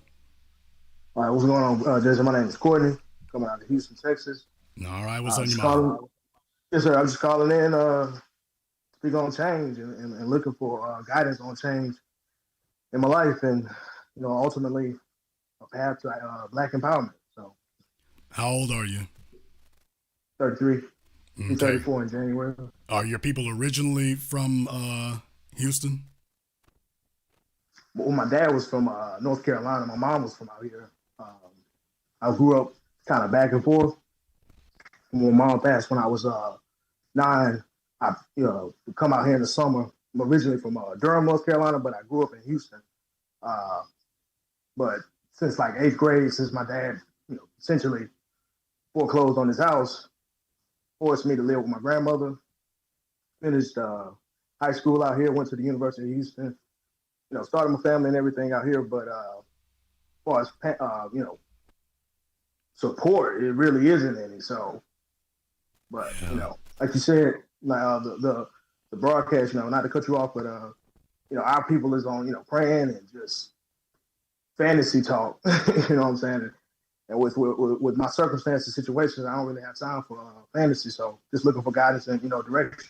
Well, Houston is in kind of a precarious position right now because Houston technically, not geographically, but technically is stuck between Dallas and Austin. Dallas is blowing up tremendously so. Austin has its eyes, literally the mayor of Austin is saying they want to be the San Francisco of Texas. You got semiconductor plants, Tesla plants, everything else open up there. And Houston is trying to keep up. And so it's a situation, especially for young folk who are trying to get something for themselves, build something for themselves. You don't really have time for family members from the older generation who they were happy just working at the plant. Maybe that job at the plant was okay to buy the house he was at, but dude, in Houston, you're looking at $300,000, $400,000 to start. So you don't have that option. The options they had, you don't have that. You don't have that at all. So for a lot of you there, as difficult as it might be and whatnot, I think especially in a place like Houston, because it's kind of a particular animal in that regard, you really got to have no patience for anybody who is talking intangibles. It's like, okay, just keep it pushing. I don't even think you can keep it polite. It's just kind of just keep it pushing because you don't have that option. They had options. And, in Houston, especially where black folk are concerned, y'all tend to have a lot of older family members around because we're from the South. Right. Y'all tend to have a lot of older family members around. But you got to understand, there's really only two kinds of old folk, old and hungry and old and beat. And that's it. They either still out here and they trying to get it or they've given up. And unfortunately, most of them, I said giving up, but they ain't got no fight left in them. They're not trying to fight nothing. You're in your 30s, so you still trying to make it happen. They just like, man, why you need some trouble? Why can't you get you just a little old nice starter house on the outside of town and get you a nice little old size 18 female and y'all two just make it work? And it's just, and you're like, okay, that's not a plan. That's not a plan. So they'll be looking at you crazy. And here's the other thing right here. I can tell there's a respect quotient missing. I can tell by talking to you, there's a little bit of a respect quotient that's missing. What that tells me is ain't nobody passing it down to you. Exactly right. Can we just go ahead and let it out there? Nobody's passing nothing down. It's very hard to respect old people who ain't passing nothing down to you. It's very hard to respect a bunch of old folks sitting up here in your face talking about what you owe them and need to do for them, and they're not passing nothing down. They're not giving you anything to maintain. You're basically starting from zero. So it's hard to be respectful under those circumstances. And furthermore, I'm not going to tell you need to be. Now, that doesn't mean you need to whoop nobody's ass and drag them down the street. That's not what I said. But what I am saying is this idea that you need to be grateful and respectful to folks who aren't producing. Nah, brother, production is the law of the land. It's the law of the land. The biggest thing you need to make sure right now is like, okay, send them a greeting card. But if they done left you out here getting it on your own, then your priority has to be getting it. Period, point blank, end of discussion. And they can't be mad about it because they put you in that position. They cannot be mad about it because they put you in that position. So the first thing I'm going to tell you right now is that for every black male listening, these are the numbers, not the hope, wish. These are the numbers. Number one, you should have 1 year's income in the bank in savings, not 6 months. That's what you were traditionally told. That ain't going to get it. you need to have 1 year's income in the bank. A year. Jason, I ain't got that. Then you better get started. Number 2, you need to have a 700 plus credit score. Preferably 750 or greater. Now that's going to be a 2 or 3 year deal, but if all you can rely on is your own income to pay for things, you are in a world of hurt. Being able to borrow money gives you a multiplier effect. If you keep having to dip into your own savings to pay for things, then you are cash poor. That's how you get on that treadmill you can't get off. So don't let anybody tell you that you don't need to build up your credit. I recommend that you start with unsecured credit cards with no annual fees and stuff like that. If y'all want to get into that later, we can. But I'm telling you, get your savings together and get your credit together. Last but not least, no kids, no anything like that. You got to be focused right now. You can have you a cool female to deal with, but if she's not on the same page with you and she's not going nowhere, do not get yourself into any type of permanent attachment. And that includes emotionally. You see, that is the way in which black males comfort themselves when they're not producing. Well, let me get a chick to lay up. Well, I'm getting sexual access. Well, I got to stress myself. Next thing you know, they give up. And Houston is one of those places where there's only really 2 ways to deal with Houston. You coming up or you coming out. And that's really what it is. In Houston, Houston is different because it's an old industrial town. It's an old oil town. So it's actually an older city in a lot of ways. Not old like Philadelphia, but it is an older city. You know, it's an old industrial town. And it's really got a ball of fall culture. In Houston, you either doing well or you struggling. That's really all it is. It's really not a big middle class. It's not no big middle ground in Houston. That's not what it is. In Houston, you either set or you struggling. That's really the way it is. And it's only going to get wider. Houston didn't really have some big upper class to begin with. Now they're trying to get rid of everybody who's there already. That's what it's going to be going forward. So those are the rules. That is it. And in your case, you're in your 30s. You're starting late. But yesterday was the best time to start. But today the second best time is today. You're going to have to get started on that. Also in the chat room, my man Ryan is correct. If you got any habits, drop them. Oh, hell, he froze up when I said that. If you got any habits, drop them. You got no time for that. You have no time for no habits, no drink, no dank, no anything. All these comfort mechanisms and coping mechanisms and wine, woman, and song dudes ain't even winning nothing. That's how that works. So first and foremost, those are the 3 rules. If you're not focused on that, don't expect a whole lot to change. Expect to be 50 years old talking about, man, I don't know what I could have did right there. And it'll just be you and Pop sitting on the porch. That's what it'll be. I'll let you have the last word. I just appreciate this. This definitely enlightening as always, Jason. I appreciate it. And let's get to it. Thank you very much for giving us a call. Let's tell my folks out there and stuff, I go back and forth between Houston and Louisiana all the time. I do that all the time. I go back and forth between there and Texas all the time. And a lot of you folks don't tell you that. They don't tell you that. They're in their 20s and 30s or older, and it's like nobody in the family was building nothing. Nobody in the family had nothing jumping off. They're in their 30s and 40s. There's nothing being handed to them. They're reinventing the wheel all over again. I'm a firm believer. If you're around people who haven't done anything for you, what in the world are you doing around them? That sounds harsh. Harsh me ass. This is called having standards and filtering. Okay, Teresa, I don't know what you're doing, but you having issues there, Teresa. Let me go ahead and get Wolf up. Wolf's internet service is moving kind of slow. He's trying to figure out his audio. He's not sure. Wolf, last try.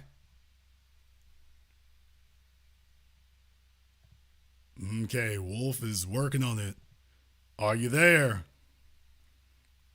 Okay, y'all. This is Wolf. Wolf does not understand that his sound is not on. Wolf must be working on his switchboard. Jason, let him talk. I'm trying to let him talk. Can't y'all tell? I'm trying. We trying to get him together there. I'm trying, y'all. So, Jason, let him talk. I'm trying to let him talk, people. All right. Wolf is having technical difficulties. Let me go ahead and put him back where he was there. Wolf is having technical difficulties. We'll see if we can come back and try him again here in a minute. I got a bunch of folks sitting here on Zoom. I got a bunch of them here. Let me try Nevis. Let me go ahead and see if Nevis is ready for prime time. All right, Nevis is connecting their audio, or at least they're pretending to. Hello, Nevis. Hello, can you hear me? Yes, we can. What's on your mind? I just wanted to, I ain't really got a lot on my mind. I just want to say thank you. I've been watching you 2 years now from England, UK, Leicester, sequel, Leicester. Just a young guy, 21 years old. And it's like, you really inspire me every day I watch you. Like, it's really healthy to watch your content as a young dude that ain't got no kids, still got a lot in a big plan. And it's the point where you've been pushing me with the content. And I ain't really watched no one else in the manosphere or whatever. You're not in the manosphere, the only really guy I really watch consistently like that. Well, I'm glad to hear that now. Which part of Great Britain you live in? Leicester, a place called Leicester. From America, you probably call it Leicester, though, but it's called Leicester. Oh, okay. Well, definitely, like I say, between New York and London, you got London, Essex, Sussex, and the people who live over there know the difference between Essex and Sussex. There's a socioeconomic difference between the two of them. We're not going to get into that, but folks over there understand what I mean. 21 years old, dude, that's rough. It is rough because they're trying to, everybody around the world right now is trying to make themselves into the next Dubai is what they're trying to do. Everybody's trying to do that. And particularly in Great Britain, they're trying to solidify their wealth and take back the crown from New York City. And it leaves young people over there just struggling. It leaves young people priced the hell out, struggling the hell out. And it's a rough ride, especially if you're early 20s, man. I mean, you're early 20s starting out. If you don't come from a family that's got it like that, where are your people from originally? From the Caribbean. I'm about to say, if you're in the UK and you black, you're either coming from Nigeria or the Caribbean. There's one or the other. Yeah, my father's from an island called Nevis. My mother's from Guyana. There you go. I was born here. There you go. But yeah, it really depends on the city. Like, especially if you're in London, like, you're gonna be suffering if you don't have a lot of money. But when it comes to Leicester, it's to the point where you can get apartments for like $600 a month. My apartment $600 a month, so I ain't really struggling like that. But in London, you pay a 1-bedroom apartment for like $2,000 a month, and in US dollars, that's like 3,000, 2.5K for like a 1-bedroom flat apart. Like, not even but it's a flat. So it's to the point where a lot of people can't really catch up and survive. It's a fast life out there in London. And that's the thing I'm talking about. I mean, you're 21 years old, and you know you're gonna want to progress in life. You're going to want to have some things. You're going to want to do some things. What good is it for you to be a citizen and you locked and boxed on the same block you were raised in and whatnot? So you're going to want to be able to do things like that. And it's harder for you all to travel around than it is for us because we're on a big continent and usually everybody's trying to come over here. But just to even leave the country is a hassle. You didn't have Brexit now, so it's complicated things even further.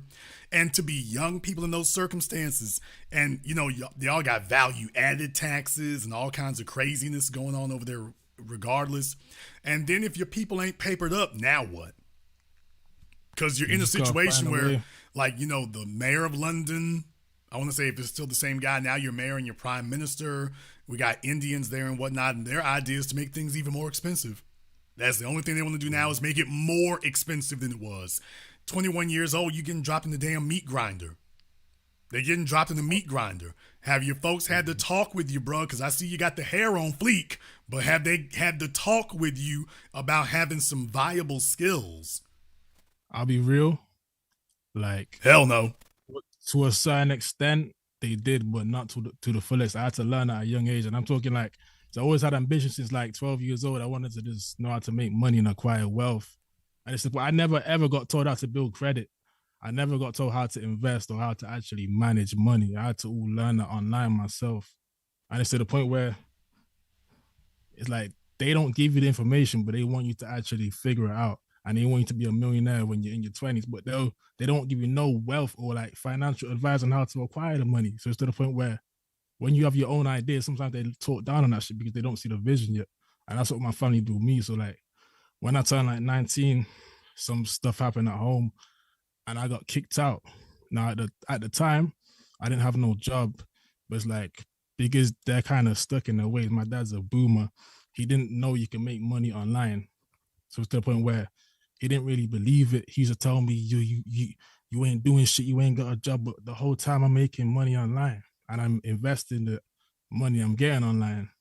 And so when he kicked me out, when I got locked up, he kicked me out after I got locked up. And it's to the point where he thought I was going to be homeless. I have to be in a youth hostel. But luckily, because I had investments, now I didn't have no credit history. It's to the point where I found an apartment. I had to just pay 6 months up front. It was like $4,000, $5,000, 6 months up front to stay in the apartment, just have a place to live. And if I didn't get the knowledge or have my brain switched on, I would have been homeless, probably doing all sorts of shit in the streets right now. Because I actually know how to manage money still. But at a young age, because I listen to guys like you talk about you shouldn't be trying to fake it till you make it. Be the quiet guy. Like you don't even show your face. So it's to the point where you don't want to show your face, but you have, I don't want to pocket watch, but you're safe like that. You feel me? So that's why I wanted to get on there and say, like, well, it's always possible. Let me tell you, I would make a lot more money in this internet thing if I did. Yeah. I mean, that's not lost on me. I could have made 10 times as much as this if I did. Do you know do you realize how many millions of views The Breakfast Club would get if they simply announced Jason Black would be on Monday?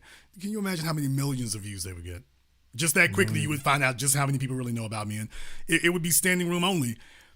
So I would actually be able to cash out a whole lot more if I did. It is a conscious decision that I've made. It doesn't help. It certainly doesn't help me. It certainly doesn't help me. But by the same token, I've always eschewed the cult of personality. I like, and I'm going to say it exactly the way it is, I've always admired the Al Heyman school of thought. I've always admired the Bilderberg school of thought. The world is run by people you never saw. You know why? Because those people are focused on their mission.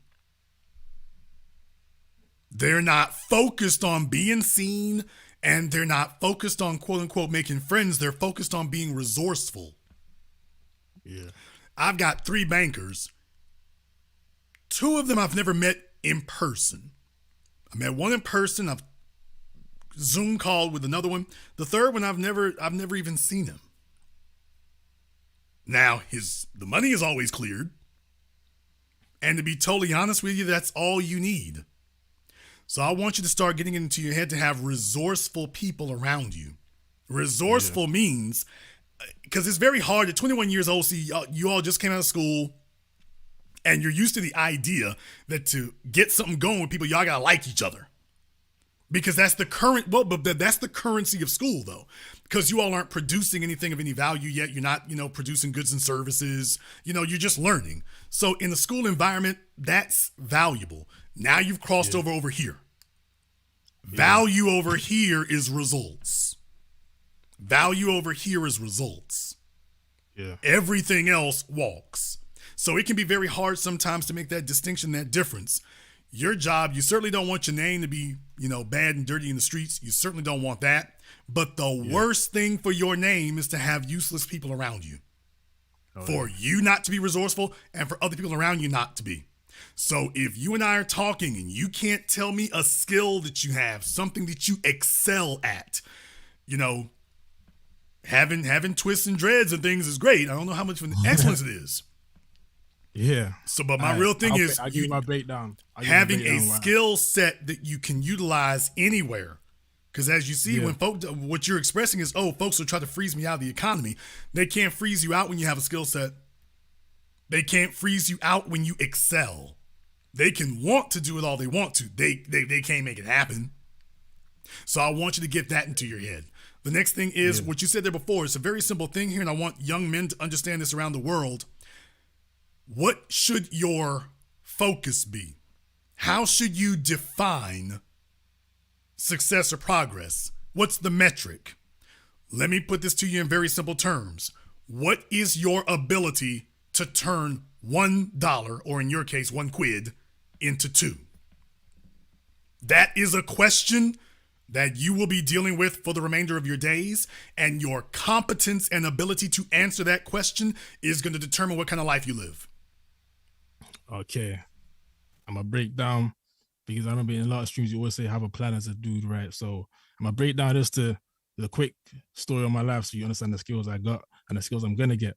Now, from a young kid, I've been in football, what you guys call soccer over there in America. And I was in a team called Leicester City. Now, they actually won the Premier League. That's the biggest league in England, probably the biggest league in the world, the Premier League. Man United playing that league, Arsenal. I was in that actual academy from 8 years old to 16. Now, in that time, I learned how to be like one of the, to get in the team, the academy, you have to be one of the best in the country, right? I played against a lot of guys like Mason Greenwood and stuff like that.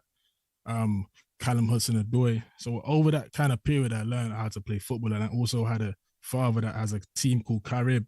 It's a predominantly black team. It started as a black thing. It was short for Caribbean. It's a Carib team. So I got my coaching badges at that club.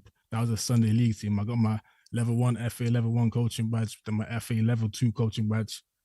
And it's to the point where that kind of made me be able to actually give one-to-one sessions to other kids in the city and actually give sessions to a whole team. So I coach the under 10s and 11s at Carib right now. And it's to the point where I'm making money off that, but that's just one side. So then I have the one-to-one coaching where that pays a lot more. And right now I'm actually doing YouTube. I don't want to expose the channel, but I do YouTube and get a good income off that. Average around like anywhere from 1,000 to 2,000 a month. So it's I have a page run as well with over 100 members where I'm teaching people how to actually look at assets in a different term and look at money in a different way, because it's like from a kid, I always want to make money. So the next step I had in life was actually learn how to invest. Now, when I was like 18, I first learned about, now, you're not going to like this, Jason, but I learned about crypto, right? Oh, boy. Here we go. Here we go. Oh, no. What? Yeah, you know what I'm going to say to that, but look, you're 21 years old. Right now, the biggest, most important thing for you is to store your wealth. That's the most important thing. Invest 25% of it, but the rest of your income needs to be stored, because what you do in your 20s is going to determine your viability for your 30s. And when you get to your 30s, that's when you're supposed to be taking off. Right now, you're prepping, you're getting knocked around, you're finding out what works and what doesn't work. And that's what you're supposed to do in your 20s. That's why you can't have any kids and a wife and stuff like that, because as a young man, you find out what your limits are, what you can do. You find out human nature. You're finding out your ability to deal with it, who's shady, who isn't. So it starts informing you for the future. So more than anything else right now, save your money, stack your money, and save it. Don't touch it. That's the biggest mistake that people in their 20s make. I did it. Hundreds of thousands of dollars, and I spent it all. That's why I can tell you, I can literally, folks used to say, how in the hell can you go through $500,000 and have nothing to show for it? I can show you how to go through $500,000 and literally not have a pair of shoes to show for it. That's actually very easy to do. So as a young man, that'd be the number one thing I would tell you is save your money that you're making. Squirrel as much of it away, because by the time you get 30, now you're going to know what to do with it. Right now, you don't know what to do. Now you're going to know what to do with it. Number two, I've heard you say a bunch of things right now. If I could make one suggestion to you, it would be network your ass off. If you're involved in the football scene over there, soccer, if you're involved in that, I would be trying to hang around as many FIFA clubs as I could. You're young enough, you're athletic, you get along with, you can fit in with those kind of guys pretty well. More than anything, I would be telling you, groupie up and try to get network with as many of them as you can. Have as many numbers. They need to all know who you are. You need to be a reliable cat in that regard. Those are the kind of things they're looking for. And that's the kind of thing you're looking for. So at this point right now, if you're involved in the scene, don't just be somebody who's watching and don't just be somebody on the periphery. Your networking ability right now, this is uni for you. Your networking right now is the single most important thing you can do. I'm telling you this as a guy who's old enough to be your dad. The most important thing you can be doing is great. You're making waves in the social media space. You're on YouTube. You're doing your thing. That's great. It's bringing a little bit of income. Got that. What supercharges your income are the value of the people you know. And you're young enough right now that you're relevant, so people will be more inclined to listen to you because you're not an old timer. So if I can make one big suggestion to you right now, it is network, network, network. Well, Jason, what does network mean? Get to know as many people involved in the soccer clubs as you can. From the water boy to the general manager, get to know as many as you can. That's what's going to pay off for you. Okay.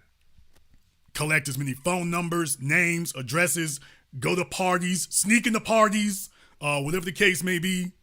Whatever you have to do in that regard, that's the kind of thing. For a young fella, you don't strike me as being particularly dumb or reckless, which is the only reason, because a lot of folks be like, Jason, why don't you go and tell him to go get his HVAC thing? He can get that also, I understand, but being young as he is and everything, if he's involved, if he's actually making some moves, I would really like to see him. If you really want to know how to make this go to the next level, it's the value. You're maxing out the value of yourself. You now need to max out the value of the people you know. Okay. And that's what helps you get up to the next level. Like I say, I think Pele is in the hospital right now. You know, I definitely want the best for him in regards, but I'm just saying I'm not saying you're going to meet Ronaldo or Beckham or anything like that. But what I am saying is the value of the people you know is going to increase that. Just a few pictures of you with a couple of relevant people would do more for you than 2 or 3 years of stomping for yourself. So if I would say anything to you, that would be the number one suggestion I would make to you. Yeah. Can I say 2 more things and I'll let you go? Sure. Because there's a lot of black things that happen in Leicester. Like there's a lot of stuff that Caribbean, when people who came here in the like 60s and 50s on the ship, it's like a lot of stuff they built here. Like if you know about Leicester, you will know. If you're Caribbean, I like the team I play for. I still play football right now. I'm not getting paid for it because I haven't really been taking it as serious. I've been doing it for fun, but we're 1 league above semi-pro. If we get promoted this year, we will go to the semi-professional and start getting paid a little income there. But the main reason I wanted to bring it was I play for a team called Hive Rangers, and that's a black started team, Caribbean team, like in the 50s, 60s that started when they first came to England. And it's like they had to fight their way up all the way to the top. And there's a guy called Emil Heskey. He's a England player. He used to play for England. He came from Hive Rangers. And there's also a guy that plays for Southampton in the Premier League that was bred in Rangers team. So it's like it's a lot of black talent came through that club there. So I wanted to give him a shout out. And yeah, that's what I wanted to say. And then, but yeah, also when you're talking about skills, I'm actually taking my electrician course starting September 2023. So it's to the point where I'll be getting paid to do this. I take that. If you live in the UK and you're a young guy, you need to take advantage of the apprenticeships, because what happens is you can go college and get paid to actually get the course. That's what they do. Like you'll be working, learning the trade, and actually getting paid for it. So that's my next step in 2023. Very important to do that as well. You know, you always want to make sure that you got that that you have more than one plan. You don't want to invest yourself in just one thing, and eventually it's going to work itself out. As number one thing above anything else, stay working. Don't ever sit down. More than anything else, you will recover from anything. Doesn't matter what happens to you. Okay. As long as I can depend on you to get up and go to work the next day, you're going to recover from anything. I don't care what occurs. Might take you 6 months, might take you a year. But there's nothing that's going to happen to you that's going to lay you out that you're not going to recover from. That's the most important thing of all. Thank you very much for giving us a call tonight. I appreciate that. Like I say, I mean, with young fellas and stuff like that, I'm big on encouraging them. If they got something going and stuff, I'm big on encouraging them to do that. You know, if they're showing some hustle and they're showing some results and things, I don't have a problem with them, you know, dipping in there and investing a little bit in themselves. Find out where it goes. Think about Jay-Z, Rockefeller, and the rest of them. Put a little bit into yourself. That's not an issue. That's not an issue. Let me get Edward. Wake up, Edward. Turn on your mic.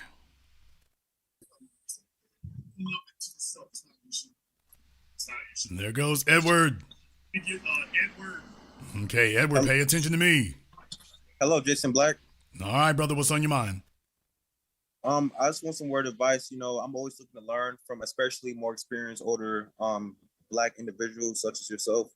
So I just want to know, like, you know, I'm very entrepreneurial minded. You know, I have my own business, e-commerce business. I don't party or nothing. I'm always working out, skincare routine and everything. So I just want to know, how could I get to that next level, promotion of my financial wise or just, in general as a person, especially a Black man in America. All right, let's get to the basics. How old are you and where do you live at? I'm 18 and I live in California. Yikes. Redwood. Okay. All right, he's in California, so he's an expensive place to be at there in the meantime. All right, he's 18 years old. Are you in school now? No, I'm not in college. Okay. I believe that I don't need college to excel. Yikes. I don't. Now, how does an 18-year-old tell himself that exactly? Excuse me, sir? How does an 18-year-old tell himself that he doesn't need college? Because I feel like I'm not trying to be a doctor, accountant, or a lawyer or anything. My dreams is to become an influencer or a YouTuber or just boost off my e-commerce business. So I feel like I don't need college to do that. I could just do it myself. Okay. Well, y'all, things done changed. The number one career of college and high school students today is YouTuber. That's the number one career choice they have. So, boy, we didn't even have that as an option back then. But now, and I always salute creativity. I always do. But there are a few warning signs in there. Take it from a guy who has been successful at this. It is one thing to be able to make, quote unquote, an income. It is another thing to make an enterprise. Okay. And in reality, it's just like anything else in life. There's only about 1% of us who have actually been able to cross over from having an income to having something bigger than that in these spaces. And it's engineered to do so, by the way. But it's very difficult. I mean, you're competing against literally millions of other options trying to do the exact same thing. So you're saying it's oversaturated? I'm saying it is extremely oversaturated. Okay. So what I'm saying is if you don't come to the table with a particular set of advantages, how does this work? If you don't have a particular set of advantages, it's very easy to talk about what you want to do. That's great. That's wonderful. But if you don't have a particular set of advantages, how you gonna make it happen? I mean, you're right about that, and that's why I was so confident in starting that, because I feel like I'm very different.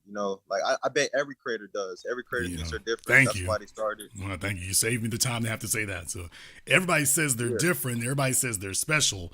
Well, that's a belief system. The real question is, okay, what are the facts to back this up? What have you done that makes you special at 18? Because my environment, I feel like, so if you put a crab in a bucket full of cockroaches, and if the crab kills all of them, of course the crab is going to think that he's better than everyone else. So I feel like that my environment, I was put around a whole bunch of brainwashed people that don't understand a lot of things, and I feel like I excel, more than they do. So I feel like, wow, I must be different in some way, So I think I can really do this, and I already gained I gained 221 subscribers to my YouTube in like a day or something. So I was like, wow, I can really do this, and I just I'm taking off. You gained 200 subscribers and we're taking off. Excuse me? You gained 200 subscribers and we're taking off. No, I feel like since I did that, when you start off, it's hard to gain like a subscriber, and I feel like that's pretty good numbers starting off, like 221 subscribers in a day. That's pretty good, just starting off. So I feel like, wow, that gave me some courage to keep going. Well, and I said, I must brought some to the table. So I feel like, wow, maybe I should keep going. But you're right, so. Yeah, we don't, here's the problem. In what we do, we don't count hundreds, we count thousands. Okay. So first order of business is congratulations, but we don't count hundreds here, we count thousands. And eventually you're going to reach a peak at that where it's going to stall out. That's what it does. So I certainly wish you well in that regard, but the biggest piece of advice I would give you is please do not tell yourself that you're going to be a YouTube, Instagram, OnlyFans star. Not OnlyFans. The odds against it are staggering. People who've been in it for a while are not doing well, and they make enough to replace an income if they're lucky, but the overwhelming majority of people are not going to be able to do anything at all, period. I So understand. here's my issue. You have a YouTube channel. What do you do? Shoot, I help young men, restore their masculinity. Tell me more. Like, I feel like getting women. I'm not trying to brag or anything, but I'm very familiar. I'm very good at getting a woman. And then there's a lot of men nowadays. It's their main motivators to get women and to, that's when I help them out because a lot of young men like myself didn't have a father around. So I had to go out and get the experience by myself. I had to go out to some events. I kept trying to get women and it works, So I teach them how to retain masculine frame in a relationship. I teach them how to remain mysterious to a woman because women love mysterious men and they don't love a clingy guy. So I teach them how to, just how to get women pretty much and how to get a fit body, push-ups, weights, calisthenics, aesthetics and all that. I teach them how to do that. Read books, everything. I think that's laudable. So there's a lot of people in that space right now. Yeah. And more every day. Now we got 18-year-olds. By the way, how long ago did you turn 18? In February last year.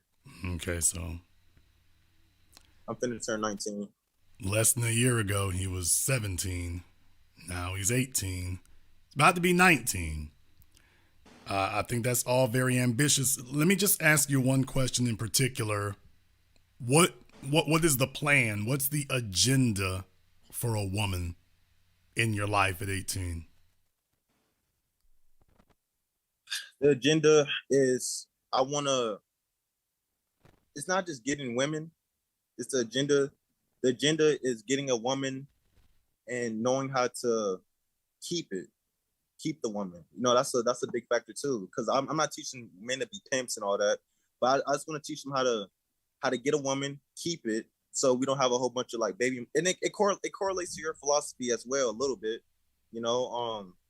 Like keep the woman, don't have a bunch of baby mamas running around. Stay in your kids' life and such, and how to Okay. Let me try this one more time.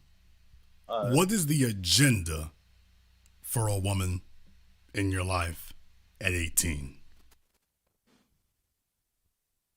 From the woman's point of view?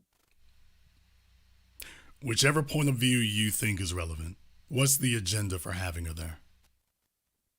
To help the man on his mission, to be nurturing, feminine, submissive. Okay. You're heading in the right direction, I suppose, if that's the direction you want to take it in. But the real thing is a man shouldn't have a woman around if there's not an agenda in place. So I'm glad you're building your channel and everything. That's great. I would hope that young men would be saying to themselves, by the way, there's a lot of pickup artistry going on. And I understand, you all are trying to make up for all the sexual contact you didn't have in school and things. It's real out of balance with the females. I get that. But what concerns me is that men who do not have an agenda for a female, it usually breaks down into nonsense. Neely Fuller talked about that black people are poisonous to each other if they get together and there is no agenda. He's of a mind that black folks should not even talk to each other if there is not a clear-cut agenda in place before you all show up. So that's the only question I would have here at 18 years old. I wonder what could the agenda possibly be?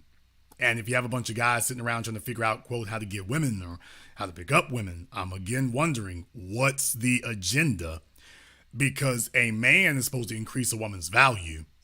I don't see how. I find it to be challenging to think that 18-year-olds, 19-year-olds, or 21-year-olds could increase a woman's value. I should know. I was there with a lot more resources than that. And other than social status, probably.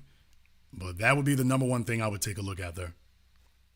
All right. When it comes to increasing a woman's value. Okay. Well, I can see a wonderful view of your ceiling.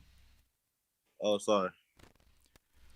All right. So I think all that's important. The next thing I would say to you, though, is what do you see as the financial component in that? Sorry, my audio is on. A financial component in Yes. that? What do you see as the financial component in that? It's really nothing. I getting women. That's not really no financial component. Okay. Do you think that finances are an essential component in having an agenda for a woman? Yes, yes. Okay.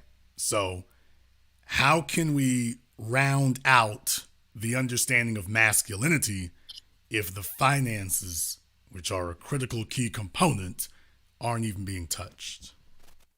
Oh yeah, I'm trying to touch on them, especially when I'm only 18 right now. I do need to upload more videos about financial, how to, because that's what women love about a man is their pockets. They always looking at, like, if you an ugly dude and you got money, you gonna look good regardless. So I got to touch on that too. Why? Okay, but why do you think that is? Because it's stability. Women, they love a stable man. They really do. Well, I suppose that's one way of saying it, but try it a different way. What is attractive about that? Because what you're describing is survival. That's great, but it goes beyond just survival. What's attractive about it? Shoot, I can buy them anything. It's the social hierarchy of it. If she has an employer, he gives her money to buy things. So that doesn't mean that she wants to date him. I mean, if she doesn't, I don't want, like, in my case, I don't want my woman to have an employer. I want to buy it. I want to pay all the bills. That actually may or may not be a smart thing. In the modern era, a woman appreciates what she works for. I mean, yes, she worked for me. She had to get me. She had to compete for me out of all the women. Right. In my life. So I feel like if she competes for me, then I can buy her the Birkin bag. Now you've said the operative word. What is attractive to a woman with a man with resources is he has demonstrated his competitiveness. Yeah. So think of it like an NBA player who hasn't had to dribble a ball. Think of it like that. Mm-hmm. Think of it like winning an NBA championship without dribbling a ball. That's the attractive component. And what I'm saying is your training can't really be fleshed out until you have demonstrated through your actions, not your words, not a philosophy, but through your actions, that you can outcompete other men. Now you're giving her something concrete and tangible that she can measure. Let me put this in proper perspective. You see, when you're talking about men with females, for example, and this is on cue what I'm talking about here tonight, you all, because I want to make sure that these young men understand what they're actually talking about. A woman can measure your financial resourcefulness, and from there she can extrapolate your competitiveness. You can take a look at the way she's built, and from there you can measure her dedication to maintaining her femininity. And from there you can extrapolate other things. If she's not big and sloppy and whatnot, gives you a pretty good idea she's probably not going to give you big sloppy children. Those are the kind of things you look for. Or that she's not going to be a big sloppy burden on you. Now, usually sometimes it actually doesn't work out the way where it's the opposite. But the point is, these are cues you look for. If you are a competitive man, that means you didn't get where you are by accident. Those are concrete tangibles a woman is measuring. And at 18, 19, just understand, do what you do. They're talking about the pickup thing. Do what you do. They're young men. I'm hardly going to stand in the way of that and whatnot. But what I am going to say is that if you really want to start working on next level things, the financial component is going to be essential, key, pivotal, paramount. I can't throw enough P's in there. It's going to be at the top of the list of priorities, because at the end of the day, you're dealing with young females. Young females are easily bamboozled by smooth talk, but they kind of get over it and get hip to it about the time they're 23, 24. So y'all have a little window between the ages of 18 and 22. By the time the chicks get older than that, she's now looking for the dude who's got his Bentley and whatnot, because she now realizes she'll be laying up with losers the rest of her life, letting them jive talk her into bed. So you're going to find that they're going to lose their appetite for that smooth rap. And they're going to be looking for tangibles, concrete things. It's nothing about being a gold digger, and it's really not about stability so much as she wants tangible things she can measure about your competitiveness. And that will give her a very good indicator in the future going forward what she's looking for. So young gals telling themselves, oh, I can work and I can do this and that and the other. She's going to get tired of that real quick. The first time she starts thinking about carrying that extra 30 pounds of baby weight, she's going to be like, get me off my damn feet. But for young men in particular, I would admonish you all against the idea of coming to the table looking for a stay-at-home wife. I would also admonish you that if you're, depending on what your financial goals are, if you wish to be an average guy, get a stay-at-home wife. If you want to be an affluent man, you need a female who complements that. So I would strongly advise you to integrate that into your thinking, because we have a generation of females who have a new way of looking at the world with a generation of males who are still talking like their grandfathers in 1930. No, the females are not talking nor moving like your grandmama in 1930, but the males have yet to update their files. Oh, that's what I'm saying. Like in a part of that too, like, you know, feminism too it's in its prime right now. You know, so that's another thing too about the women. Right, but the real thing here is that what influences women most is the caliber of the men. And if we have a bunch of guys sitting around depending on a good rap, they're vulnerable. That's true, yeah. So what you really want to do is make it where you are speaking with your accomplishments, not with your mouth. And it sounds like it shouldn't be that way, but that's the way you want it to be. You want to be able to make sure that you speak with your accomplishments. That's not easy to do. So first order of business, like I told the young man who called in here earlier, you need to have your income as high as it can be. That's what your 20s are for. YouTube and everything is great, but the bottom line is I didn't become a successful YouTuber because of YouTube. I became a successful YouTuber because I have areas of expertise. And if you don't have that, then you have nothing to leverage to become excellent at. Thus, the audience is going to remain small because there's nothing excellent going on. Just remember, you can run jive talk on girls. You're not going to be doing on guys to a large degree. Men are going to look to you you're 18 years old right now. In 2 years, you're going to be 19, or you're getting ready to turn 19. In 2 years, you'll be 21. And folks are going to be looking for, okay, 21, you grown now. What have you produced? And if they're going to be seeing, hey, if it's a bunch of jive talk, we see him talking, but we don't see any tangibles, eventually that's where folks start saying, okay, we running a hustle. So my biggest piece of advice for you here is going forward here. He's 18. I would recommend to you not to attempt to get a shortcut. Don't look for shortcuts. Don't look for the easy way. Not at all. Let me ask you a couple of questions here. Do you own a car? Yes, I do. What kind? It's a convertible Toyota Solara, I think 3.5 liter engine. Okay. What's the last maintenance work you done on it? Oil change. Is that it? Oil change and like gas, and I checked the battery. Gas is not maintenance. All right. My bad. I'm not a car guy, but it's not about a car guy. It's your car and you own it. So if we're going to talk about masculinity, let me ask you a question. Can you change the brakes on your own car? No, I can't. Okay, thank you. Because I was about to ask you, what is the procedure to take off the brake calipers on a Toyota Solara? I was about to ask you, what is that? So if he was going to tell me, yeah, I sure do know. I'm like, oh, good. Tell me. Do you know how to change the air filters? I don't. How many air filters does a car have? I don't know. Good God Almighty. And this is our masculinity coach. By the way, I'm not saying this to mock you. I'm not saying this to make fun of you. I'm saying this as a teaching moment. You want me to game you up? I'm gaming you up because I only got a few minutes. I only got a few minutes to talk to you. Bruh, a car typically has two air filters, the external and the internal. The external is up under the hood. That brings in the air to the mass airflow sensor. The internal is the one up under your dashboard that filters the air from the outside coming into the cabin. Hopefully filters out exhaust fumes and diesel fumes so it's not smoking up your car, making it go crazy like that. Hopefully you can do that. So what I'm saying is that as a young man and everything, now we're talking about maintenance.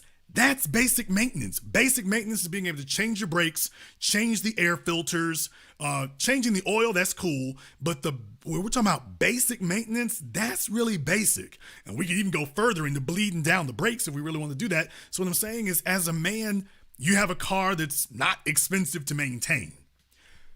Females are going to judge you on that. We talking about masculinity. Most of them don't know how to change a tire now. I'm not going to ask you if you do. Okay. I learned it in driving school, but I forgot because I never ran into that. I never practiced it or anything. So if you had a flat tire, you are not sure how to disengage the lugs. Get the tire off. Nowadays, technology is risen so much. I just look on YouTube. I put my phone, YouTube. Okay. Hi guys. Let me get this straight. So I don't want to twist your words. So let me get this straight. And by the way, your hand's in the way, sir. Oh, my bad. Yes, thank you. Let me make sure I got this straight, though. If you had a flat tire, you would go to YouTube to look up how to change the tire. You would not get out of the car and begin changing the tire. You would first say, wait, let me go to YouTube and look up how to change the tire. Yes, sir. Okay. Do you realize how often that doesn't work out very well? But let's just say that the first video that you get to works very fine. By the way, you are making the assumption that you're going to have a flat tire in an area that has good cell phone service and a 4G connection so you can get video going. Well, I don't really drive far. Okay. I like to stay home. You are assuming that you're going to be in an area that has good cell phone connection enough to get video to load. Yeah, I'm assuming, so I don't really know. He's got a female with him in the car. We're going to see how this works. So my point is, think about this for a few moments. You're the guy who has to look it up versus the guy who knows how to get the tire out of the trunk. And the girl going to go to him. When disengaging the jack. Think about that for a few moments. So these are not just nifty little things to be thinking about. These are the foundations of masculinity. This is what separates us from a female. Ain't no female you're going to talk to thinking about taking off her lug nuts. Not a single one. That is what gives you masculinity, is what gives you a competitive advantage. Not a single female you talking to is trying to figure out how to get up under their car and get burned by that oil during an oil change. She's damn sure not trying to figure out how to get the oil filter off. Not even thinking about it. That is what gives you masculinity right there. Picking up weights and having six-pack abs, that's cute, but that's being built for show. Your female is thinking about if the sink clogs, if the toilet clogs, if she gets a flat tire, if a headlight goes out, because now with newer vehicles, you got to take off the whole damn front of the car to get the headlight assembly out. So what I'm saying is that's manhood. That's masculinity right there. And guess what? The tow truck driver with the spare tire, and I'm talking about the spare tire around his midsection, not the spare tire in the trunk, he becomes your competitor at that moment. If your chick has a flat tire and you talking about, wait a minute, let me look up on YouTube. God help you if a tow truck driver pulls up right behind y'all. He's about to pull you broad. She gonna be sitting there smiling at you, but she's gonna be like, this fella is useful. Because she's thinking about the next time she's gonna have a flat, and she's like, old dude over here wants to go look it up, or something else, because she's thinking to herself, next time it won't be a flat, it'll be something else. That's right, but that's why, you have a very good point, and that's why I don't want to get in a relationship until I'm like 30. I'm focused on building my wealth, gaining knowledge. That's why I called you. And you have a very great point. That's why I'm getting my knowledge about cars, about everything. Well, so here's the thing. You're leaving things to chance, okay? You don't know what can happen on YouTube. YouTube could get bought. YouTube could go out of business. YouTube could demonetize your channel. And to the young man who called me from the UK earlier, YouTube has demonetized mine. Fortunately, I don't depend on YouTube to pay my damn bills. But for the rest of y'all, I can make money on YouTube. Dude, they demonetize black folk all the damn time to give the white YouTubers a competitive advantage. So Logan Paul can sit up here and box black genitalia. No, I'm not joking. There's a video of him sitting up here boxing a great big huge black rubber. Well, anyway. Wow. But he can be monetized. Cardi B can be monetized with wet ancillary parts. So what I'm saying is, dude, you could wake up tomorrow and for no reason and your channel be demonetized. Now what? Dude, on Patreon. You could go to Patreon. I have a Patreon. You can go to Patreon tomorrow and be demonetized or deplatformed. Now what? Look at Andrew Tate. Who saw that coming for him? So if you're putting all your eggs in the basket of, well, don't worry, YouTube, my friends, we're going to be okay. I'm not going to say anything really wild that could get me demonetized. You have no idea what could get you demonetized. So with that being the case, what's the backup plan to keep revenue coming in if YouTube's Google AdSense or whatever demonetizes you? What's the plan to keep things rolling? My e-commerce business, Shopify, I'm a duo on that. That's my other backup plan. If I had $1 for every time I've heard e-commerce and drop shipping, I'd have a lot of dollars. That's facts. Son, I'm going to do this as diplomatically as I can. Folks, I'm handling them gently now. How much in revenue could we possibly be getting at 18 years old from e-commerce? Right now, nothing. Right now, I'm working on it. I'm reinvesting into my business every day. Y'all, I literally just asked him, so what's the backup plan if YouTube demonetizes you? E-commerce. How much you making e-commerce? Zero. Brother, there is no backup. Right now, zero. There is no backup. There is no backup plan. That's my point. There is no backup plan. Listen to me carefully. Shortcuts only lead to long cuts. You need a skill. Period. End of discussion. Stop trying to avoid it. You're only 18 years old. If you will invest the next 12 months into yourself, that will help you for a lifetime. If you don't see the value of investing 12 months for a lifetime, this is going to be a hard lifetime. Young man, you don't have a skill. You don't have something that you excel at. You're depending on other people to maintain what you've got, either YouTube or Shopify, and you don't have control of them. If you have a skill, you've got control of that. That's something that is dependent only on you. That's it. So what you're not seeing is what you're actually describing are ways to depend on other people and their largesse and generosity. And you can't guarantee it. E-commerce is dependent upon what is in style, what is in fashion, what is in demand, and your ability to acquire it. Something else, once again, that you don't have control over unless you're the manufacturer. These are wonderful, wonderful platitudes and aspirations. They're mathematically challenged. If it was that easy, brother, wouldn't everybody have one?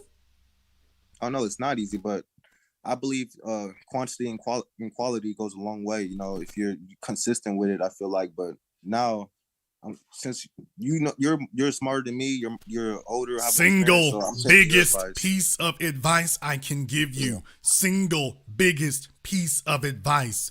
You need to have a skill, something that you are resourceful in, something that you specialize in, something that you excel at, so that you are never, ever in a situation where you're economically disadvantaged or deprived. It's not dependent on other people. It doesn't matter whether they like you. It doesn't matter whether they don't like you. It doesn't matter what the economy is doing. Your value. When we say get a skill, we're saying invest in yourself. Get something that is an investment in you that increases your value. Now, you don't have to do medical school or anything like that, but you need a skill set. The number one reason why black males are poor today is because they're entry-level employees trying to compete against entry-level employees. And in California, it's legal to be illegal now. I have a question. What skills would you, can you give me some examples, like engineers? Well, I mean, certainly engineering would be fantastic. Engineering would be great. STEM is also a great thing there, but I'm also a big believer in skilled trades. I'm a big believer in contracting. So whether it's electrician, carpenter, pipe trades, I have a lot of dudes and whatnot that I put through truck driving school. And California's kind of janky on that right now, so I can't recommend that because California screwed up their laws for that. So I'm not necessarily going to say that. But what I am going to say is that you guys right now, literally there's folks in California literally making millions of dollars in the skilled trades. Millions. Why? Because you don't have enough people to do it. You're 18 years old. I personally know contractors making that kind of money. Personally. And that's going to change your damn view of the world. That's going to change your view of everything. When you realize, I'll be damned, I can do X, Y, Z simply because there's not enough people here. The only reason that the illegals are coming across the border right now is because they can stand in front of Home Depot and get somebody to pull up in the pickup truck and take them away to go bang on somebody's house where they can go do some substandard work that's going to fall apart.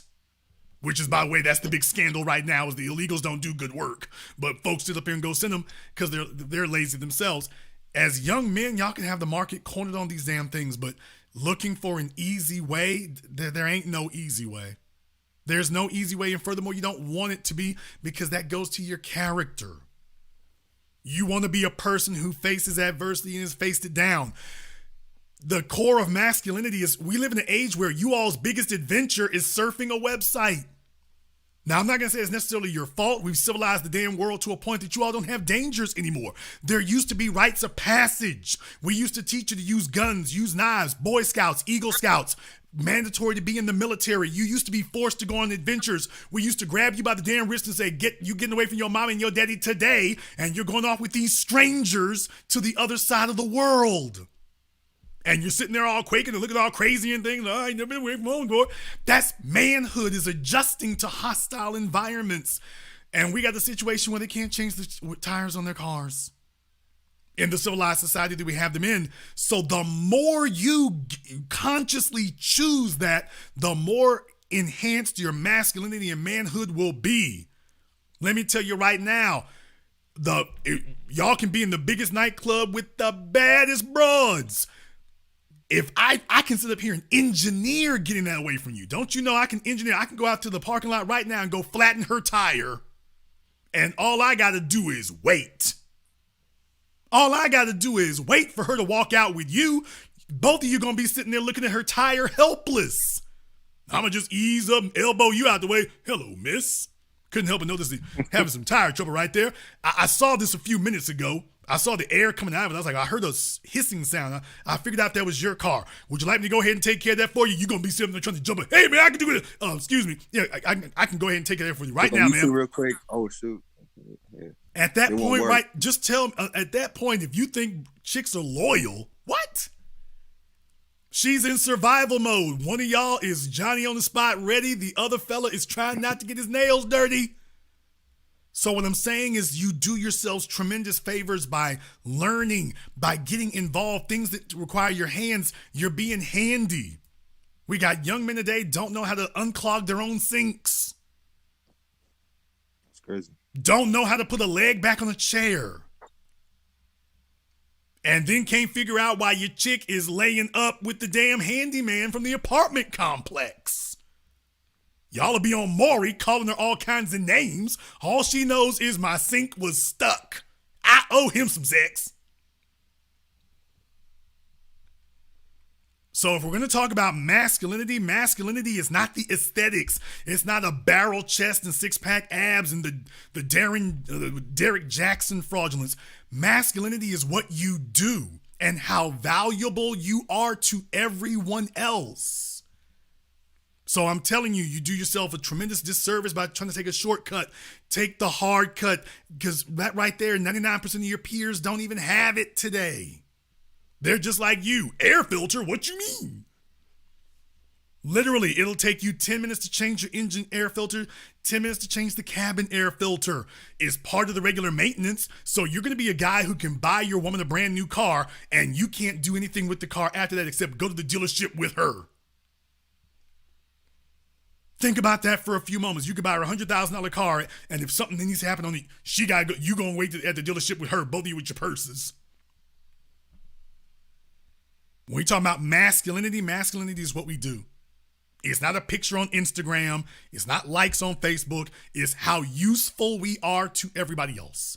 If you will take some time to invest in yourself, and you're 18, this is the moment you're supposed to be doing it. You're out of high school now. You're supposed to be like, hey, I'm investing in myself, in my knowledge base. This is the time to be doing it. Right now.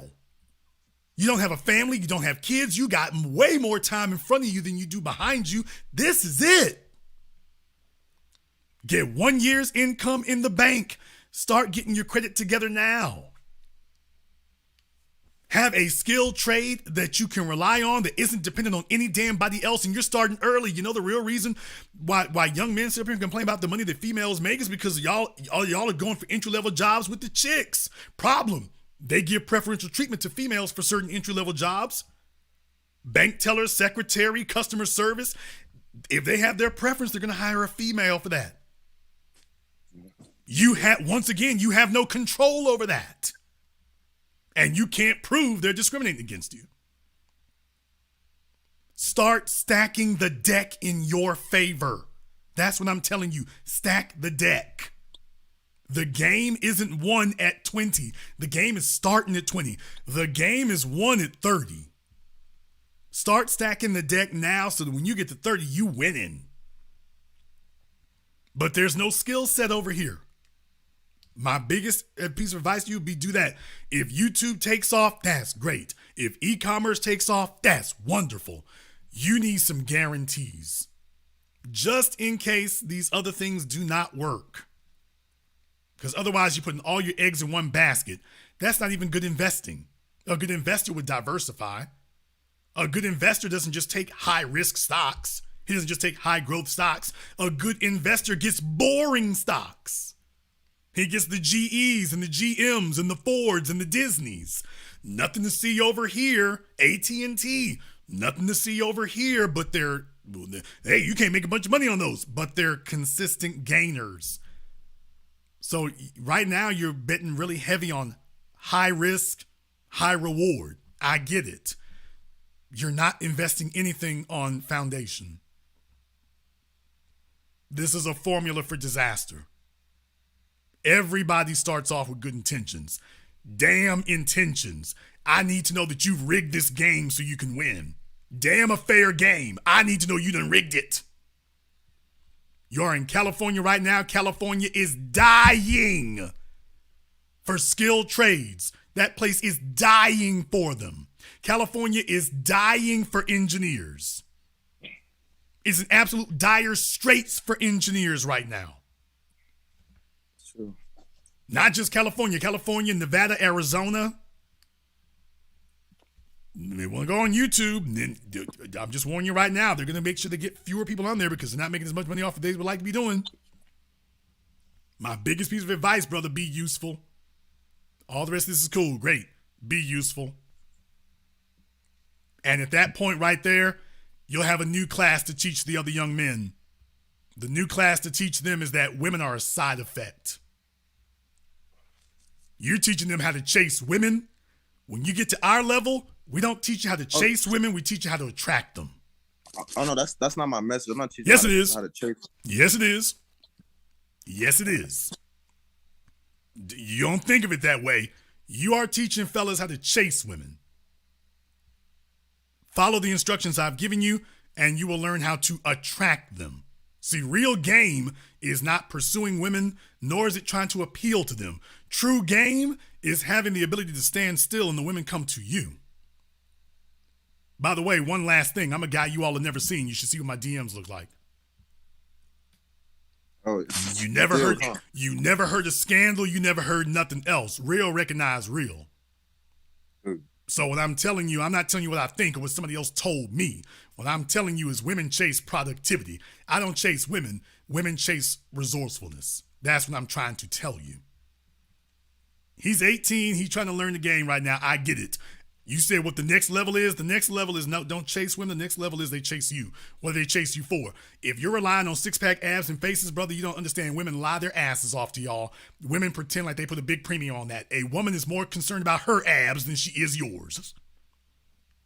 Yikes. Shout out Rick Ross. Yikes. Oh yeah, Rick Ross. Yeah, he and I Shout no out shade, Bird. he got Shout that- out Birdman. We can go down the damn list.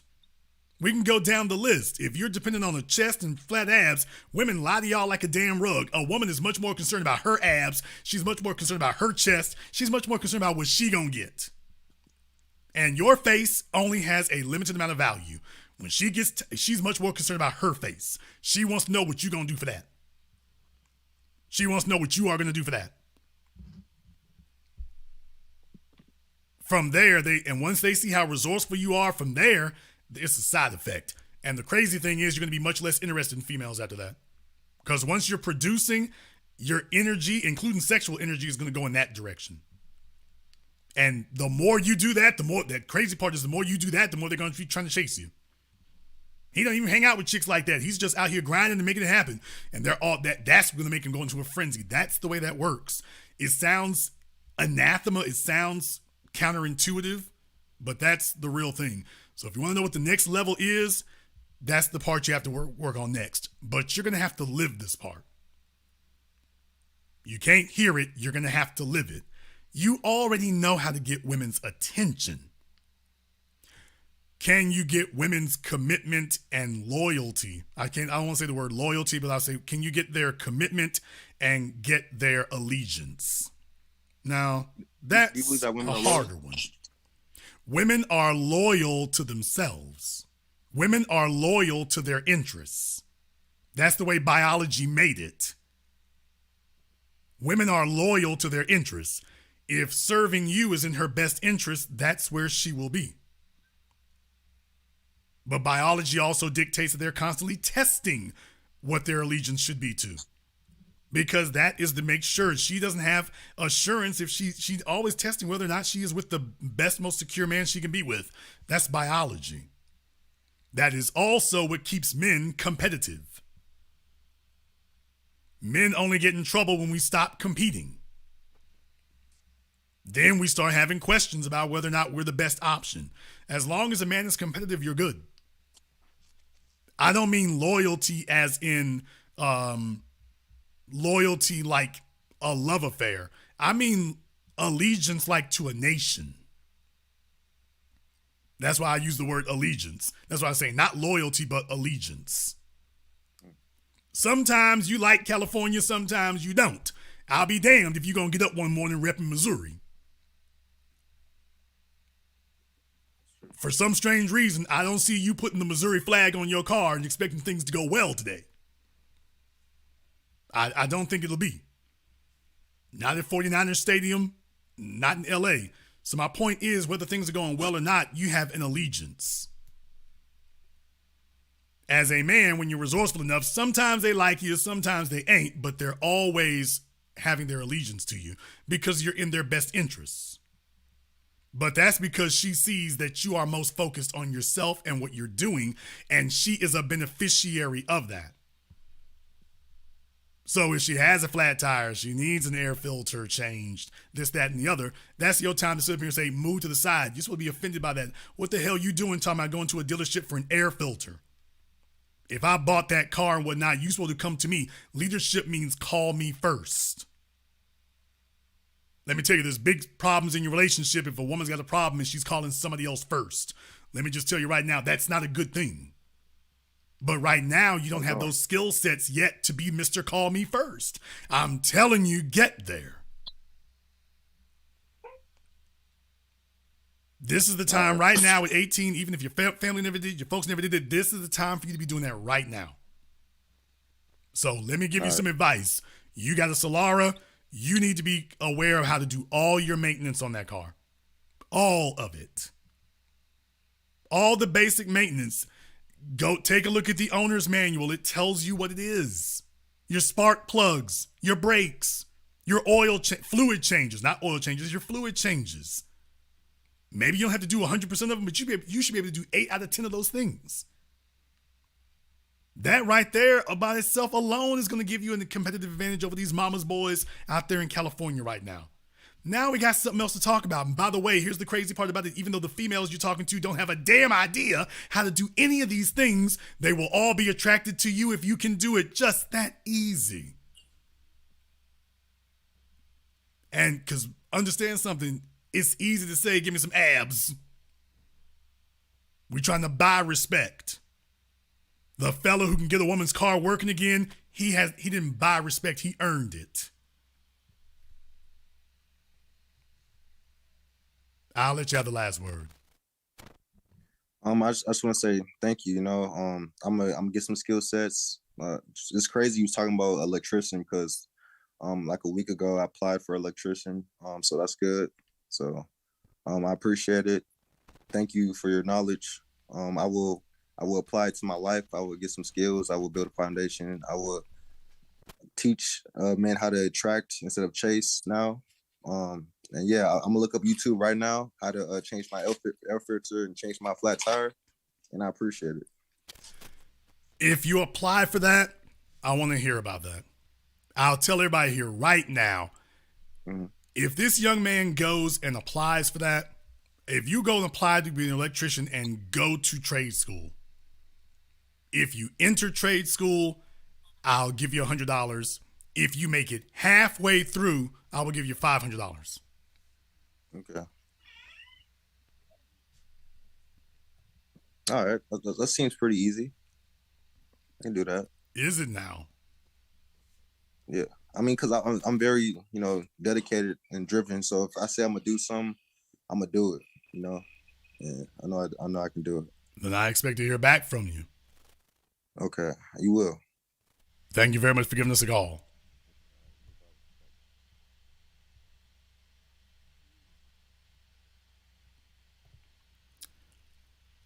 Don't talk about it, be about it.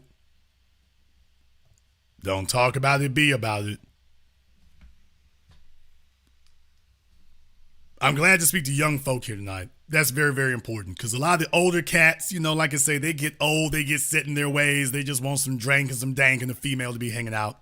Shout out Dr. Black. We reading from the Black Book tonight. My regular folk don't know nothing about that. My folks over there on my other channel, they know what time it is. Reading from the Black Book tonight.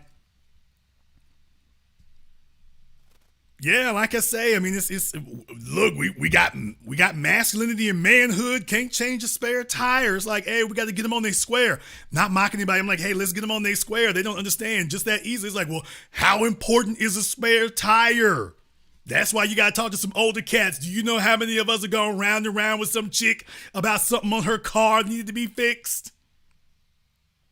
Something real basic. You still got women out here paying for air. Went to a damn oil change place and they charging you like $10 for some air.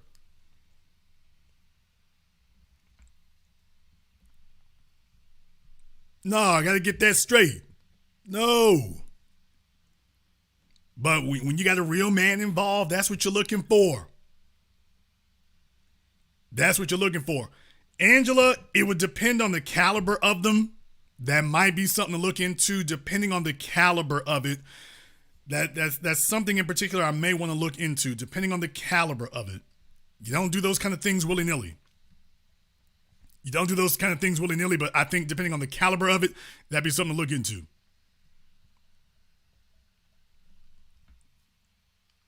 Just understand, you can't define masculinity without usefulness. Not without usefulness.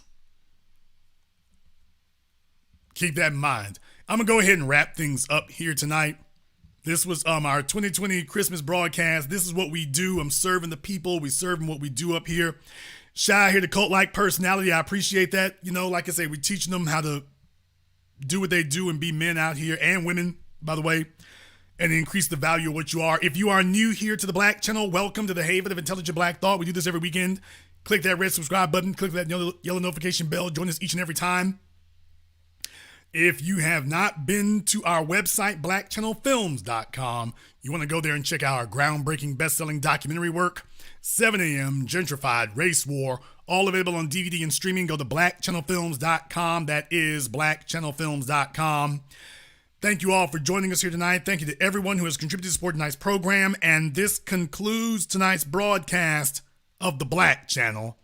I am your host, your brother, your humble servant, the Black Authority. And until next time, my brothers and my sisters from around the world, remember, black is the future, and the future is usefulness.